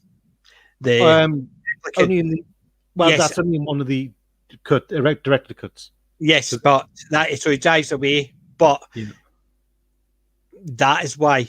And then they basically decided to end it there because they couldn't have him just driving off, because that would effectively say end of Red Dwarf. So he had to go back, but they wanted to still have that part. I think it would have been better if he drove off and the car faded out as he realised. It would have been better him driving away and the car just looks as if it's spreading off, but it just fades out. And then that way they could have actually started the new series was, I just realised as I was driving away, it wasn't real. That's why I'm back. But they didn't need to actually him breaking and giving the speech about why he's going back. I think it just driving off and the car fading would have been a bit more poignant. It would have been a memorable visual as well. Yes, and I feel like there's not much of them in this. I know there wasn't, because you look at a lot of the bits where it could have been very good visuals. They seem to be either very ham-fistedly done. Like, for instance, when they meet the creator, you see them reacting, looking down and watching something, and then you just see the two wee rimmers. You can visitor, sure. And whereas I would have preferred to see the and the whole army of them coming in and just basically that type of thing, and it would have just let that spread out a bit, and then they're singing as they leave, instead of them just leaving, doing the Seven Dwarf hi ho, but it would have been Arnold. So having them all marching out singing that song would have been a better visual. To fix that wee bit, but they didn't. That's what I'm saying. The ideas, like for instance, the car fading off into the distance. Yes, we have with hindsight, it sounds great, but would we have thought about it at the time? Or having the small replicants march out singing the Arnold J. Rimmer song. Yeah. Although they made reference to Rimmer World and stuff like that. So it's just, that's the type of thing I would have thought would have been better visuals. Yeah. But they just seem to drag them out and then just stop. Which is unfortunate. Well, I mean, really the problem with this is it's referring to episodes we never got that we'd rather be watching. Yes. In a way. This could never quite live up to, but I mean, I suppose that was, in some ways, circumstances were against it in terms of the budget falling through. Yeah, I definitely think so. And the fact that, as you said, they're referring to 2 seasons that we never got. Yeah. And which, considering later on they did get, you think they would have actually thought of tried to do that, but what had changed in the meantime that they decided that they couldn't write the seasons that they were going to write to sort of mesh in with Back to Earth? I think they just thought it would be better to go forward rather than backwards, I suppose. Yeah. It could have been, but because they'd already mentioned the season 9 and 10, they could, with season 10, they could have actually had some things that were, in that way, Back to Earth could have been just as it was. They could have had a season 9 and 10, and Back to Earth was just a side one that you could watch at any point, and it just refers to those two, knowing it fits in anywhere between those 3. So it fits in between 8 and 11, so you could watch it at any point. But maybe. It's just one of those things. It's hindsight. That's what we're going to say. But hindsight's 2020. We've obviously, how many times we watched it and been thinking about things like that. Do you think, like, in a way, if they had, then this would have felt a bit more substantial? Would have felt like it was the beginning of something? Yeah, I think it would have, because they are referring to things that we hadn't seen. Whereas after watching it, we could have referred to things that we know what they're talking about, and it would have put a smile on our face. It's like when Kat says, "This is worse than Rimmer World." Puts a smile on your face because you remember Rimmer World. Yeah. And it's that aspect of it, whereas they're making reference to things that we have got zero concept of and never going to find out what they were talking about. Whereas if they made them afterwards, then you could have gone, they're talking about that, and they obviously had the idea before they made it. Yeah. And it turned out better than expected. So, yes, I think it would have been better if they had somehow stuck to it. But we don't know what the reasons were for changing it. No. Unfortunately. I think... I mean, I suppose the final point to discuss is the despair squid. Yes. When they awake and they find out what it was. Because it was Kat who'd kind of been doing all the origami of the despair squid. Yes, that is basically that was your initial Blade Runner reference. It was, the unicorn. He just kept making these things, and I'm sitting there thinking, what the hell's that? It looks like a wee spaceship. Is it a Red Dwarf they're building? Is he building a Red Dwarf or something? Or I just had no idea what it was meant to represent initially. And it just always reminded me of a red dwarf, a ship or a space station, or something. I just had no idea what it was referring to. Even after all, even since I watched it the very first time, I didn't remember it. No.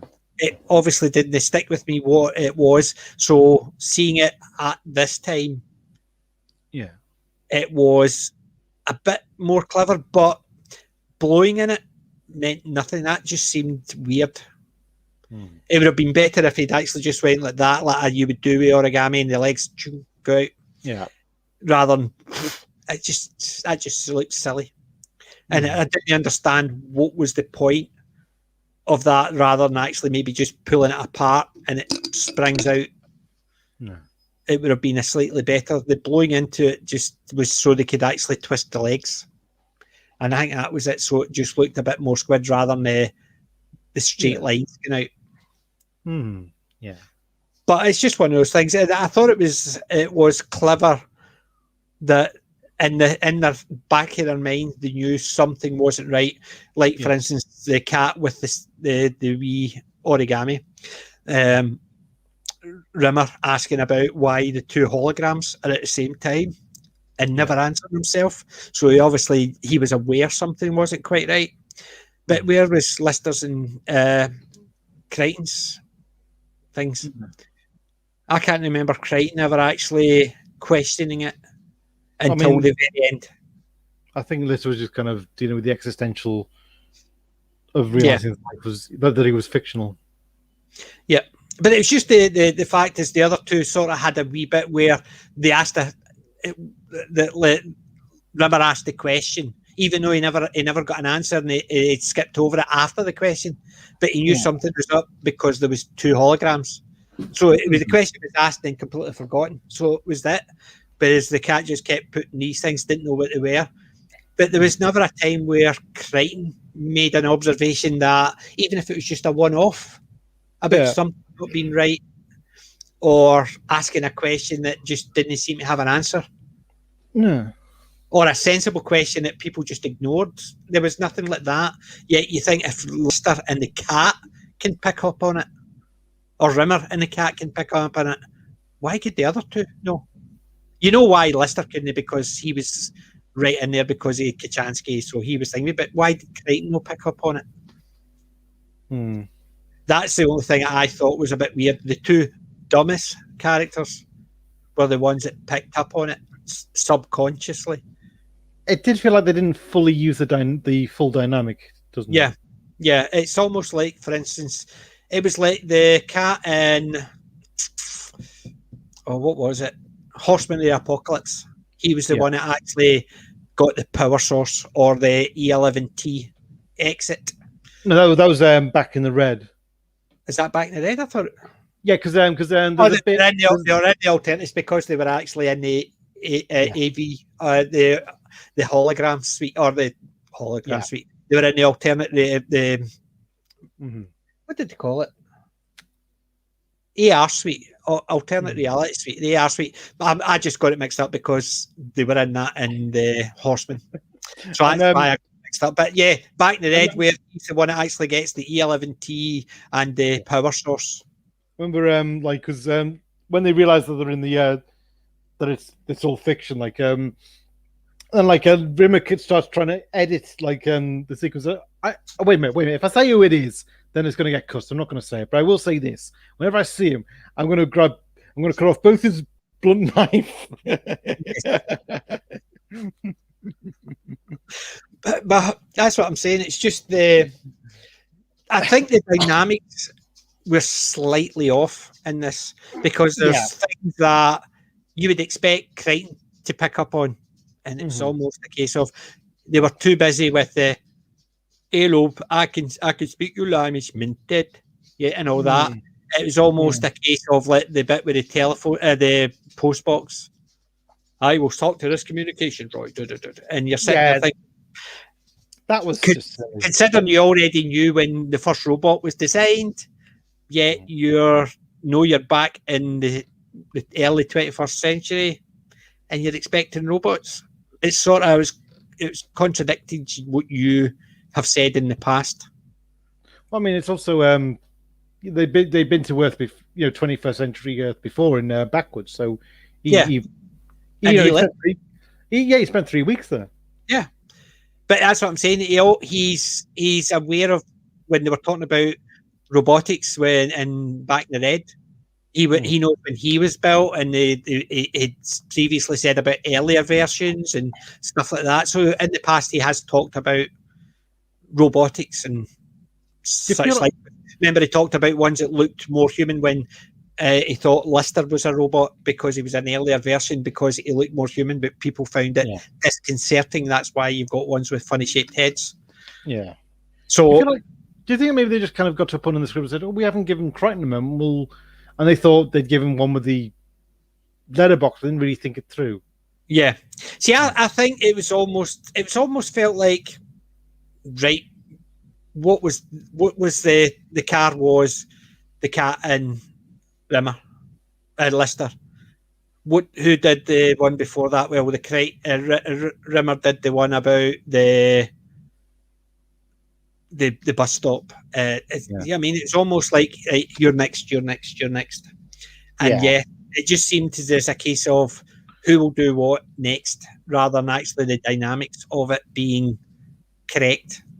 But it's like I said last week about Red Dwarf 8. Well, like the best seasons, Red Dwarf 4 to 6, well 3 to 6 really. They feel like, well, I suppose to all of them to a degree, but definitely by the time you got to series 5 and 6, you definitely felt like this. It was kind of destiny almost. Like there was almost like it was so good. Like it was almost like every single element was in place. You felt like everything was kind of aligned to make it great, and it felt like there was the kind of Red Dwarf was kind of, it was destiny for it to be this good kind of thing. And definitely the first 5 seasons were the best, and I think typically the first 2 seasons, although they were really good and they set the scene, they basically set the scene for the foundation.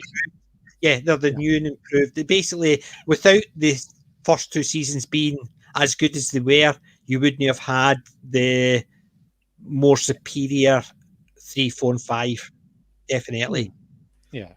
And I think the first 5 seasons were definitely the pinnacle. Yeah. And then it started going downhill from season 6. And that was because you want some of the cast were wanting to leave. They were wanting to introduce new things. The writers were starting to get fed up. It just seemed to be, we're on a high, so let's do something else. But we're still on a high. And then that's when it started, to me, 6, 7, 8, going downhill. Well, the thing is, I felt like something feels a bit off with series 7 and 8, and it felt like, certainly with series 8, it just didn't feel like this was how it was destined to be at all. And it wasn't, because there were certain things they wanted to do, because they thought this was going to be it. This was the last season, and they couldn't do it because of budgetary constraints. No. But if they didn't do Back in the Red with all the CGIs and all that, could they have got the finish they wanted? Maybe. Because by the time they'd actually finished Back in the Red and Pete, the 2 big episodes, the 3-parter and the 2-parter, they only had 3 other episodes left out with those. Yeah. And the budget was mostly gone, so they had to cut back what they wanted to do for the final episode, which was effectively finish it off. Yeah. Because they were wanting to get back to Earth, and Hollister was going to cause some damage to the Earth, and they were all going to get the blame, but they were going to end up back in the Earth. Ace was going to come in and replace to save Rimmer, because he was the last human version of Rimmer. So they didn't want him to become a hologram the same as everybody else. And it's things like that's what they had planned, but no budget, so they had to change it all. I mean, I think Wendology said it best last week was, the season doesn't feel so bad until you get to that ending, and the ending is just such a mess that it just feels like, they completely lost their way with it. Yeah. And they just didn't know how to finish it. Yeah. And the thing with this, back back to Earth. It was a long-awaited comeback, and it didn't feel like it was what it should have been, does it? It didn't feel like it was. It didn't feel like it was quite the event. You wanted something really as good as Series 6 or 5. And you didn't quite get that. Yeah. And I don't know, this, although I have got my season 7 and 8s, they're not my favourites, but there was enough Red Dwarf in them to make it interesting and good at parts. Yes, there was bits that fell away and didn't seem quite right, but this one, with the disjointed nature of 3 separate genres all clapped together. Yeah. If they had done 3 separate episodes, one of them being on the ship, the Despair Squad, and the second one where they find somehow to get back to Earth, and had them as 3 separate episodes, but they could have tied them up with the last episode. I think that's it. I think there was it just didn't feel there was a solid structure to it. Yeah, and I think it was, as you said, it's just they were jarring the way they shoved it in. Whereas you imagine if they had them as 3 separate, so they were completely separate. So there was a Despair Squad, but they didn't know it was a Despair Squad, and it ended, and they came back, and it finished after they've destroyed it and the water's flowing. You think everything's fine. Then the next episode, the hologram appears and does this and gets them back to Earth, and they have to do that.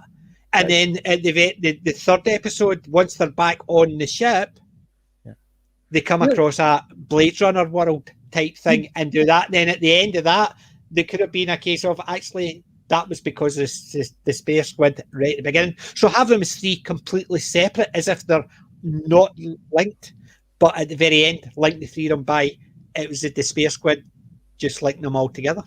Well, can I just pull up what you said there about jarring? I mean, the thing is, the story is kind of a bit of a washout to the point where I don't even find it jarring. It's kind of, it doesn't quite have the impact to be jarring, if you know what I mean. It's a bit of a washout. I do know what you mean. When I'm saying jarring, it's a case of it's the sudden switch of tone. That's what I'm saying. It's jarring. Not so much it was so fantastic, the jarring because they were switching here and there. It was just when they were, as you were saying, they were doing something and suddenly, boom, back onto the street. And you're sitting there thinking, why didn't they have a transition like they're walking down the stairs or something? So it's just an easy, they're finished with that bit and they're walking down, but it's suddenly they're on the street walking along the road and you're sitting there thinking, oh yeah, because there was a bit where you saw them at the underground station, you thought they were going to see them on the train and get into a hijinks there, but no, instead, like, click, they're out. It's just basically jump. They're walking along the street. Yeah. That's what I'm saying. It was jarring. It wasn't a case of there was a flow to it, which in a lot of the episodes in the earlier seasons, they had a fairly decent beginning, middle, and end. It flowed very well. Yeah. Whereas this one, I think it sort of screeched to a halt, jumped, screeched to a halt, jumped, and that's what it was. It was a case of, it's almost like somebody was sitting flicking the channels going, BBC One, BBC One, BBC Two, BBC, that kind of thing. So you were watching 3 different programs just at different times, and that's the part I felt was jarring. Just the way they seem to jump between things. Not the story was so involving and it dragged you in, and then it suddenly changed, and it was jarring because of that. It was just jarring because you were getting used to a scene, and then boom. That's what I was meaning jarring. So I know what you were meaning. It was more. It wasn't all encompassing. I was rooted to the spot, and then where did that go? It's not a case of it's a where's the rest of the Blade Runner stuff? Where's the rest of the part where they're doing this? Where's the rest of this? It's just click. Yeah. It's almost like somebody had flicked the TV over on me, and I'm watching something else. Yeah, and that's what I was meaning by jarring. So yes, it's.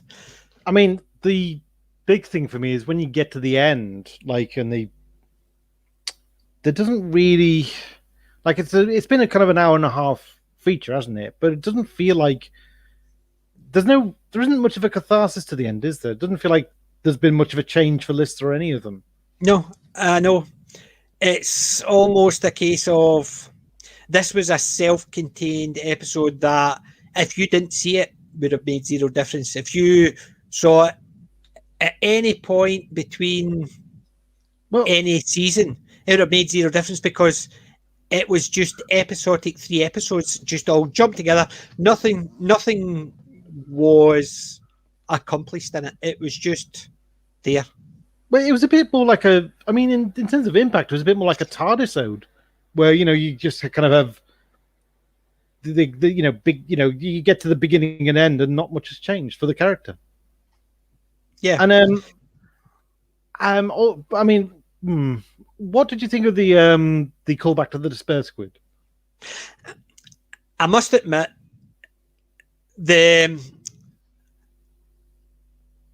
it was actually quite a good way to wrap it up, to give them that.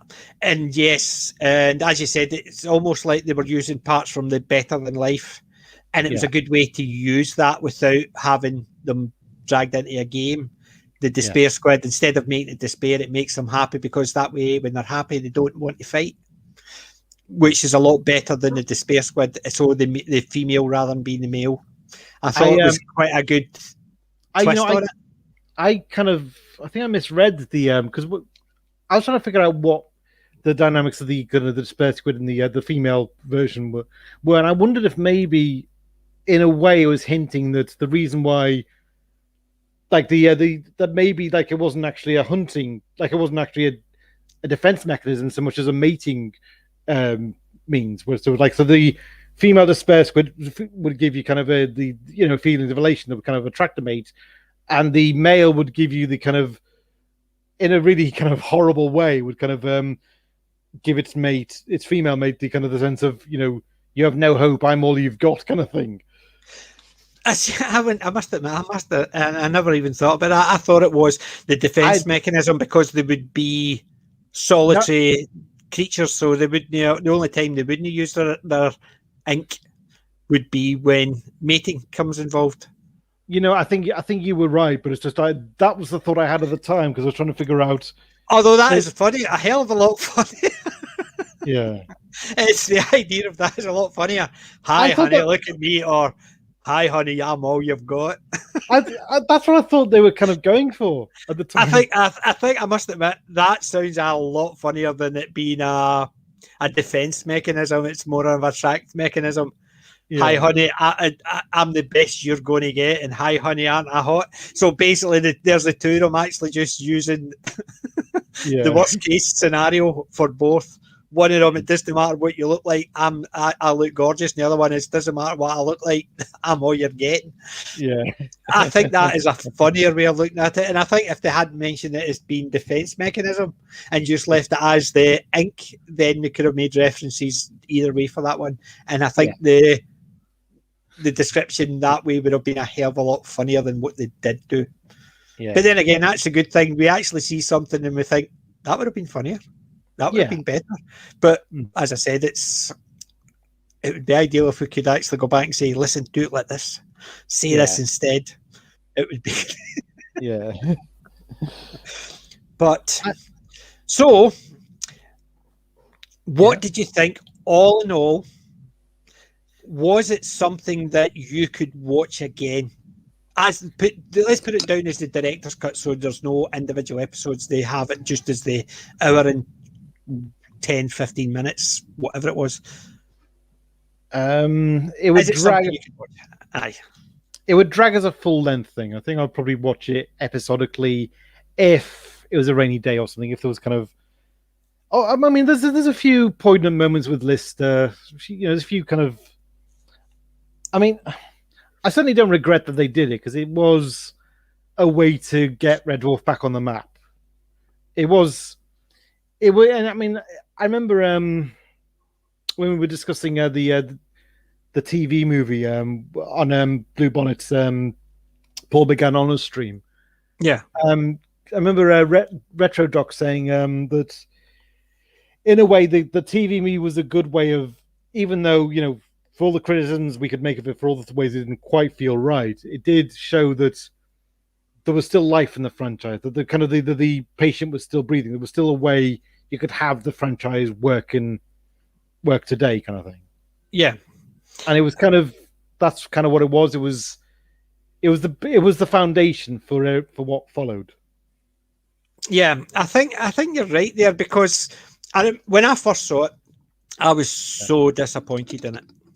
Rewatching it, because I've been rewatching Blade Runner and stuff like that, the references were a bit more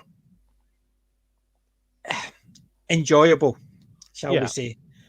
Still, there's parts on it, it hits a low point. I think it hits one of the lowest points in the 9 seasons so far. I think it's definitely not. It's, if I was going to rate them in my top 10, even out of 9, this one would be my 10th choice. God knows what I'd put as my 9th choice for something Red Dwarf related.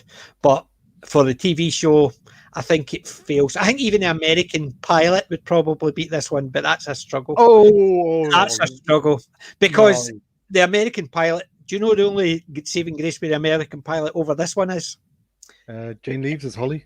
No, it was 20 minutes rather than okay, right. It was 20 minutes rather than an hour and a half. But that's the thing. It's just, there was so many low points in it.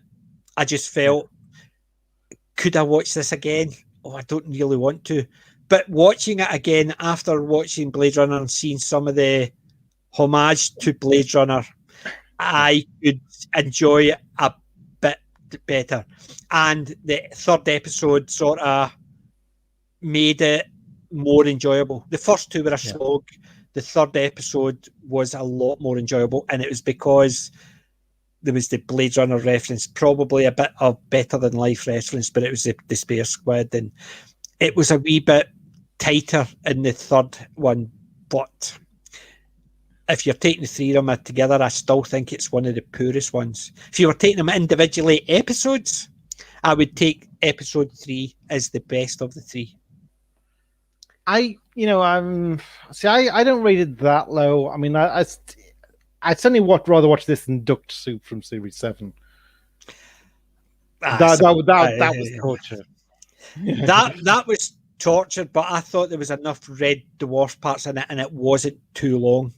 That's why this one is just because if you take individually episodic, yes, Duck Soup would actually be lower than the third episode of this one. Yeah. But the first 2 episodes would be lower than Duck Soup. Yeah, that's the way I would see it. But that's only because there was enough Red Dwarf references. There's individual parts in each of them. The second part where Katrina gets thrown in front of a bus, I thought was hilarious. That was laugh out loud, typical Rimmer.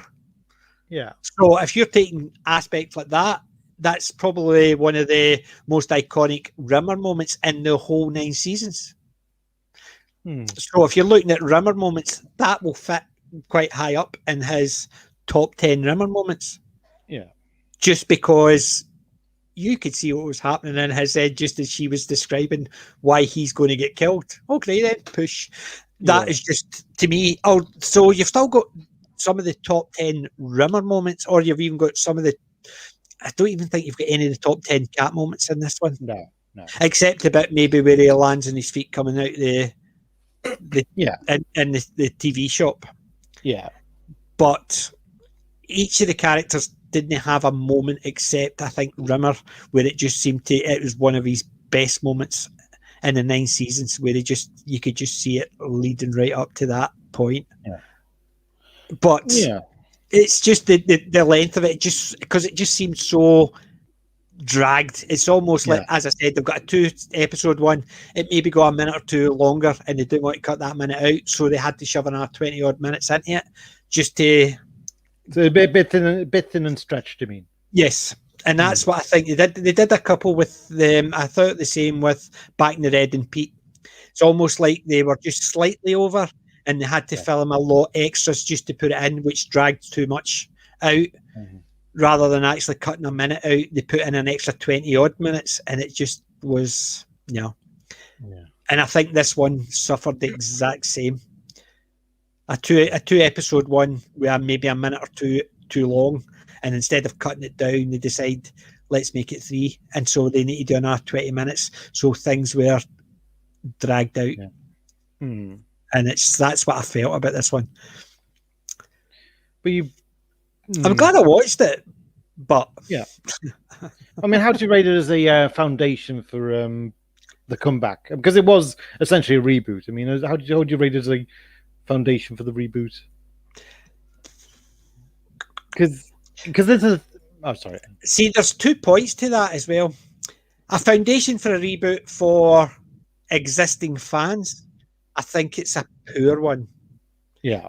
A reboot for new fans, it introduces the characters.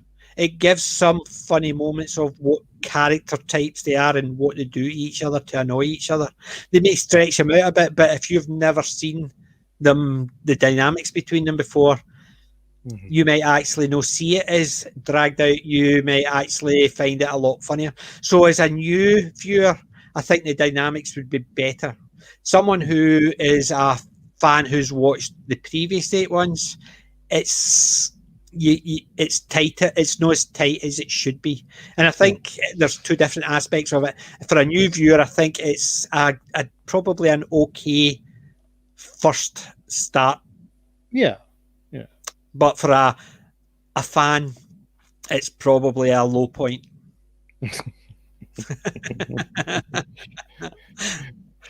What about you? What did you think of it as a reboot point? I mean, the thing is, it was,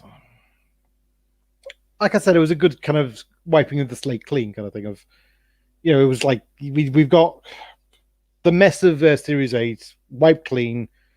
With just going on it, the show can go on ahead from here. But the thing is, I mean, it only really becomes apparent once you start to get the later seasons. Yeah, and I'm glad we got them, because I did feel like gradually it did start to get back on track. But I mean, it definitely does feel like it wasn't like the characters are there, but the what the show can be isn't there. It's like it's the... Yes. I know what you mean. It's basically, as Windology says, it's a bargain basement Red Dwarf. It's got the bare essentials, but that is it, just the bare essentials. I mean, again, it's like I wish they just stayed on the ship, because I mean the when you got the like I said, all the stuff leading to Kachansky's grave, that felt like old times again. I felt like you could have really carried that on, or even the dynamic with Katrina. And it just feels like it didn't stick with anything. Like you said, it was channel hopping thing. Do you know? I think it would have, if it was me, if I had the possibility, and I've mentioned it before. Yes, say for instance they managed to do a 6 episode, and we take the 3 episodes as a premise for that. The first episode could be the water and them finding the disperse or the squid or something's jamming it up, and they find it's a large creature, and they have to determine how to do it, and then they battle it. So that was it, and the water's all fixed and they're back to normal, but they don't think anything of it. The second episode, Katrina turns up, and then there's the hijinks between her, Rimmer, Lister, and just getting to know each other, the grossness and all that. Third episode, she basically tries to get them back to Earth, and she uses her scientific knowledge to build the thing, and then they go back, and that's when they hit the dimension probability problem in the TV program. Even the fourth one, maybe make that basically them meeting each of the characters rather than just the Craig Charles try and meet each of the characters, and that way it could show them, even if they can't get Death in Paradise or anything like that, because they could actually meet them. And sorry, I'm rushing to the airport because I'm filming on the beach. Oh, I'm going to actually work on the beach, that type of thing. And it's the Danica Jules, and then that's the third episode. The fourth episode would be them back, and they're somehow to get rid of Katrina but still similar idea, but maybe I'm just throwing her into a compactor or something stupid like that when she's still falling out the front. So there's episode 4 getting rid of Katrina. Episode 5, they find out that Kachansky's not dead. Yeah. And they go looking for her. And then episode 6 is they realise it's all been a dream based on the Despair Squid or the... Yeah. And then it brings all those, the whole season as one big thing, but they're all individually done. Yeah. And you don't think they're all related right until the end. So they basically tie the first and last, and then they say everything in between. So there was no Katrina, there was no Back to Earth, there was no Hunt for Kachansky, because they were just all wish fulfillment. Yeah. Do you know, I think you also pointed out something, like, do you feel like in a way they almost realized too soon that they're fictional characters? Like they could have came back to Earth and kind of spent quite a while trying to figure, thinking that they're still in touch with Red Dwarf, and it's only gradually they find, they walk past a poster that shows them they miss it, and then they kind of gradually they find the DVDs or something, and it hit and the penny drops. Do you know the DVDs annoyed me? Oh. Do you know, because you see Crichton doing this. He goes like that, and he picks them up, and then he starts talking. So he's picked up the DVDs, he starts talking and goes, yeah. So why did they pick up 4 DVDs and then later on go? And do you see what I mean? It was almost a case of, it's not like he was just standing and talking like he did with, remember, the book depository. It was in some book depository. And he did that because he didn't realise what he was saying. It could have just been a case of they were talking about it, and then he's leaning, or one of them's leaning, and then he sort of goes and realises they're all on all the screens. There's the DVD, there's all the merchandise, and it's like that. But the fact that he picks them up and he's got them in his hand, and then he does that. So why did they pick them up?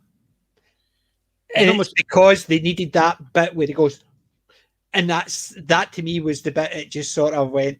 Yeah. There's not much piecing things together, is there? And that's what makes it feels. It was a bit clumsy. Yes, it was clumsy. But you look at the book depository. You knew what he was going to do when he was standing there with the book depository going. Yes, it was in some. I think it was called the Texas Book Depository. Yeah, because it says Texas Book Depository. You knew what that, but it was the fact is it could have been doing the same, leaning against the stand that's talking about coming soon, Red Dwarf 8 Back to Earth.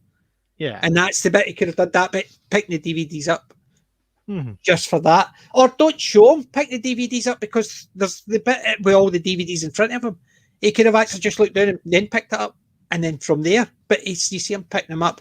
He's got them in his hand, and then they're talking, and then he looks down and he gives it the double take. And I thought, nah, it's just it didn't look right. Yeah, and that's what I'm saying. It's just almost a case of they've got the character reactions, but how to get the character reactions just didn't make sense.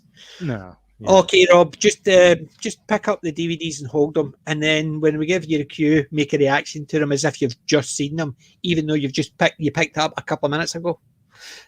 And you mean like maybe it would have been better if he picked up a bunch of random and he'd flick through one to the other and then sewing Red Dwarf? Yes, because you saw him. He picks. Lister picks it up and he opens it, saying, "I see." That's why.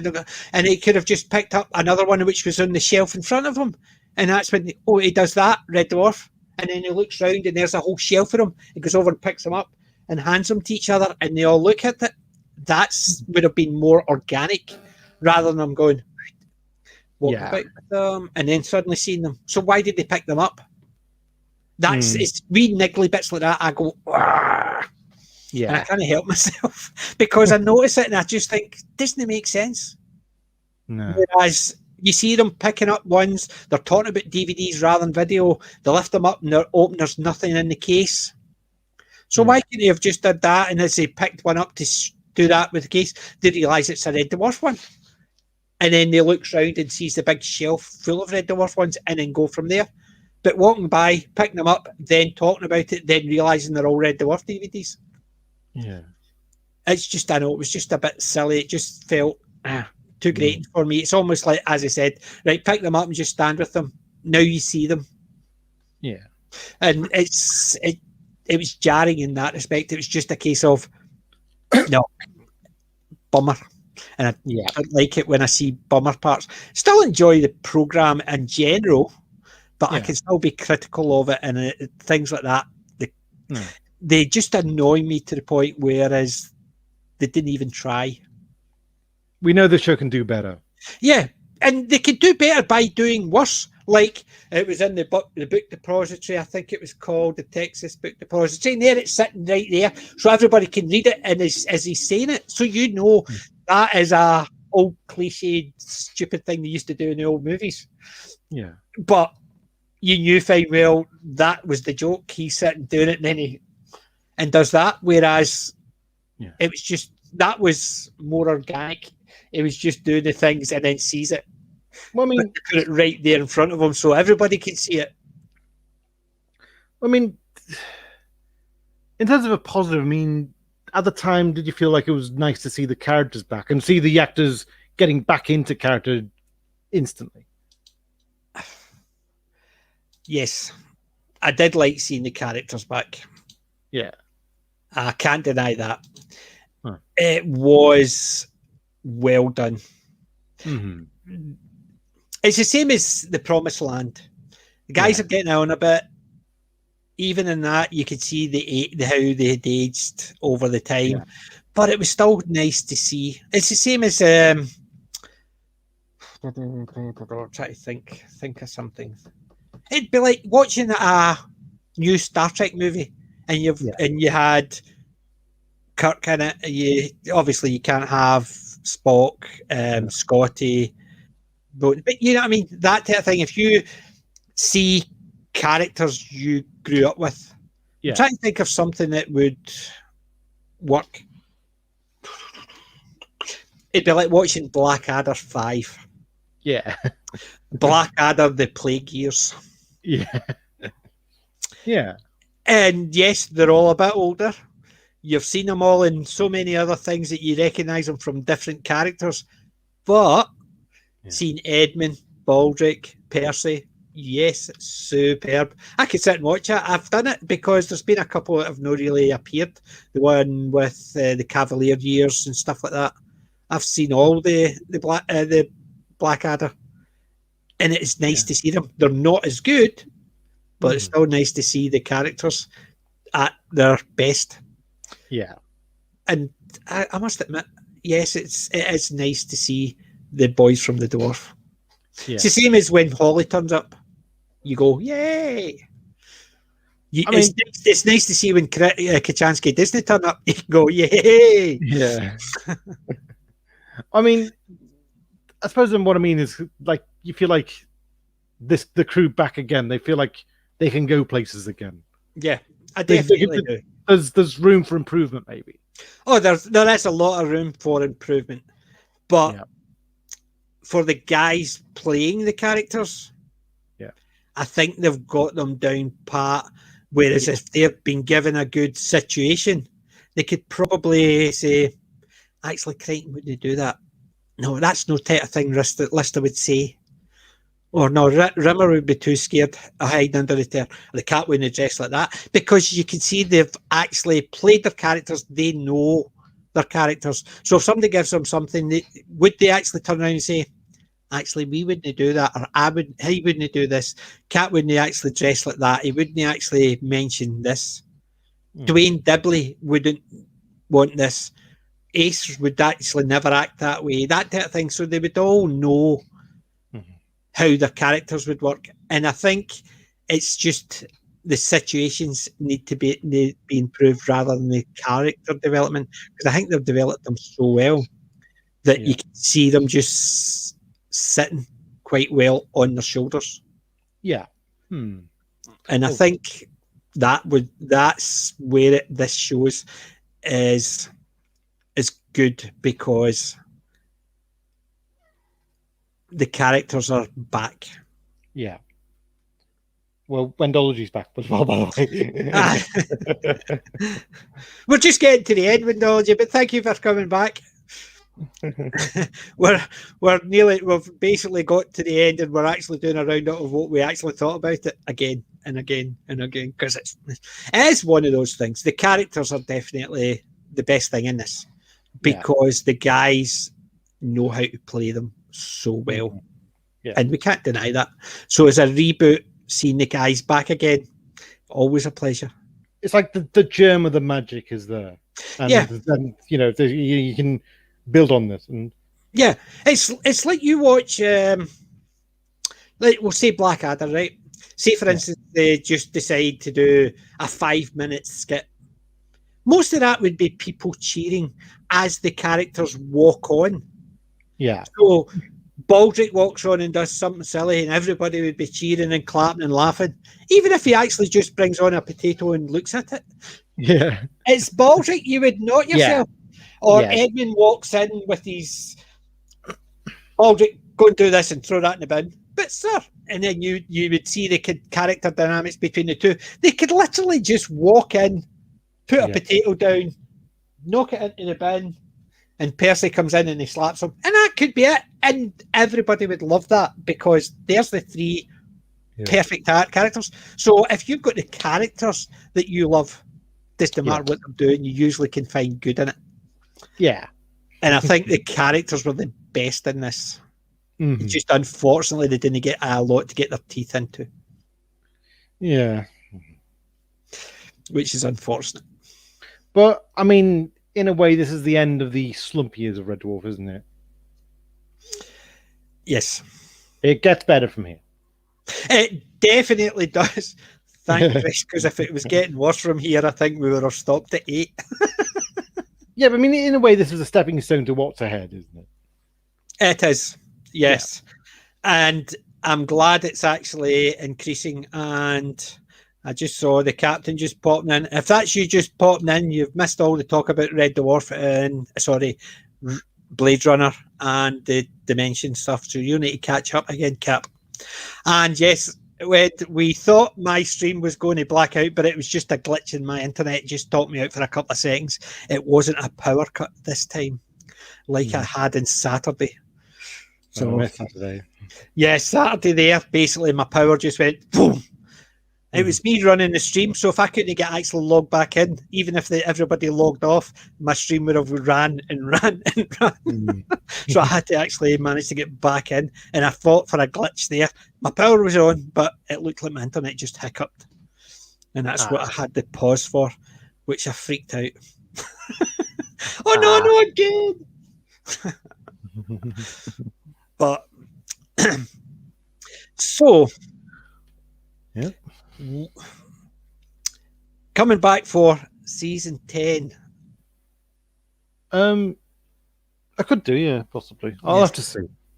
Yes. I mean, I'll let you all know what's happening in season 10. I'll be here and we'll have a guest.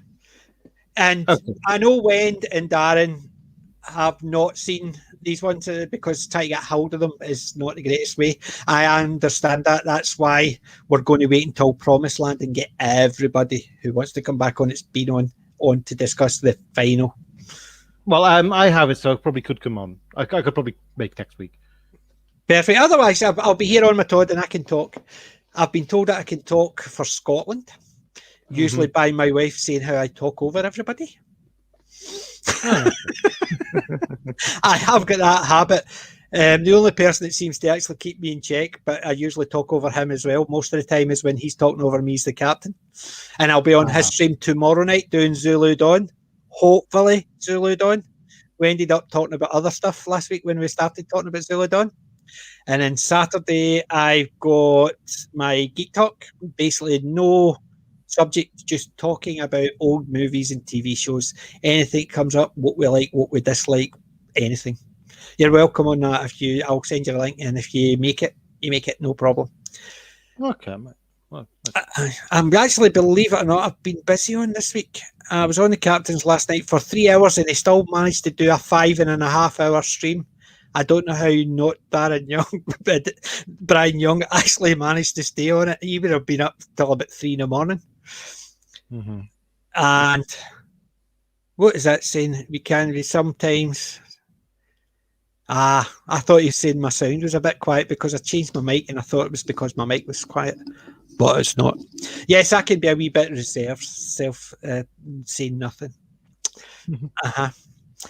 But yeah, yesterday I was on the captain stream for 3 hours, and he had a 5.5 hour stream. I had to bow out at 1 o'clock in the morning because I was knackered and I still had work to do for the next morning.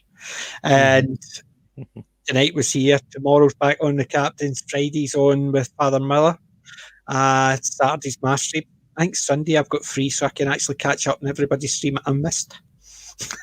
My wife's saying I'm becoming addicted to YouTube streaming. Yeah, I was doing that for a while. I do enjoy it. The thing is, I used to watch a lot more TV and movies, basically my DVDs. I'm actually finding I'm doing less of that, and I'm watching YouTube a lot more because I'm finding going onto people's streams and watching them talk about movies, TV shows, and just the chat is just so much fun to get involved in. Yeah. So I do enjoy it. But we are coming to an end. Not bad, 2.5 hours. And guys, please like, share, subscribe. As Captain says, I hit the magic number, 69 subscribers. So I need to change that. I don't want to actually keep saying to anybody, I'm on 69. That sounds a bit terrible. So I know. But for some reason, the captain likes that number. I don't know where he gets it from. But thank you very much, Sadako. And I will catch you hopefully next week. If you're a free Saturday, welcome to join in on the Geek Talk stream. Okay, cool. And guys, remember, I'm not old. I'm classic. PJ may be out. Everyone. Bye.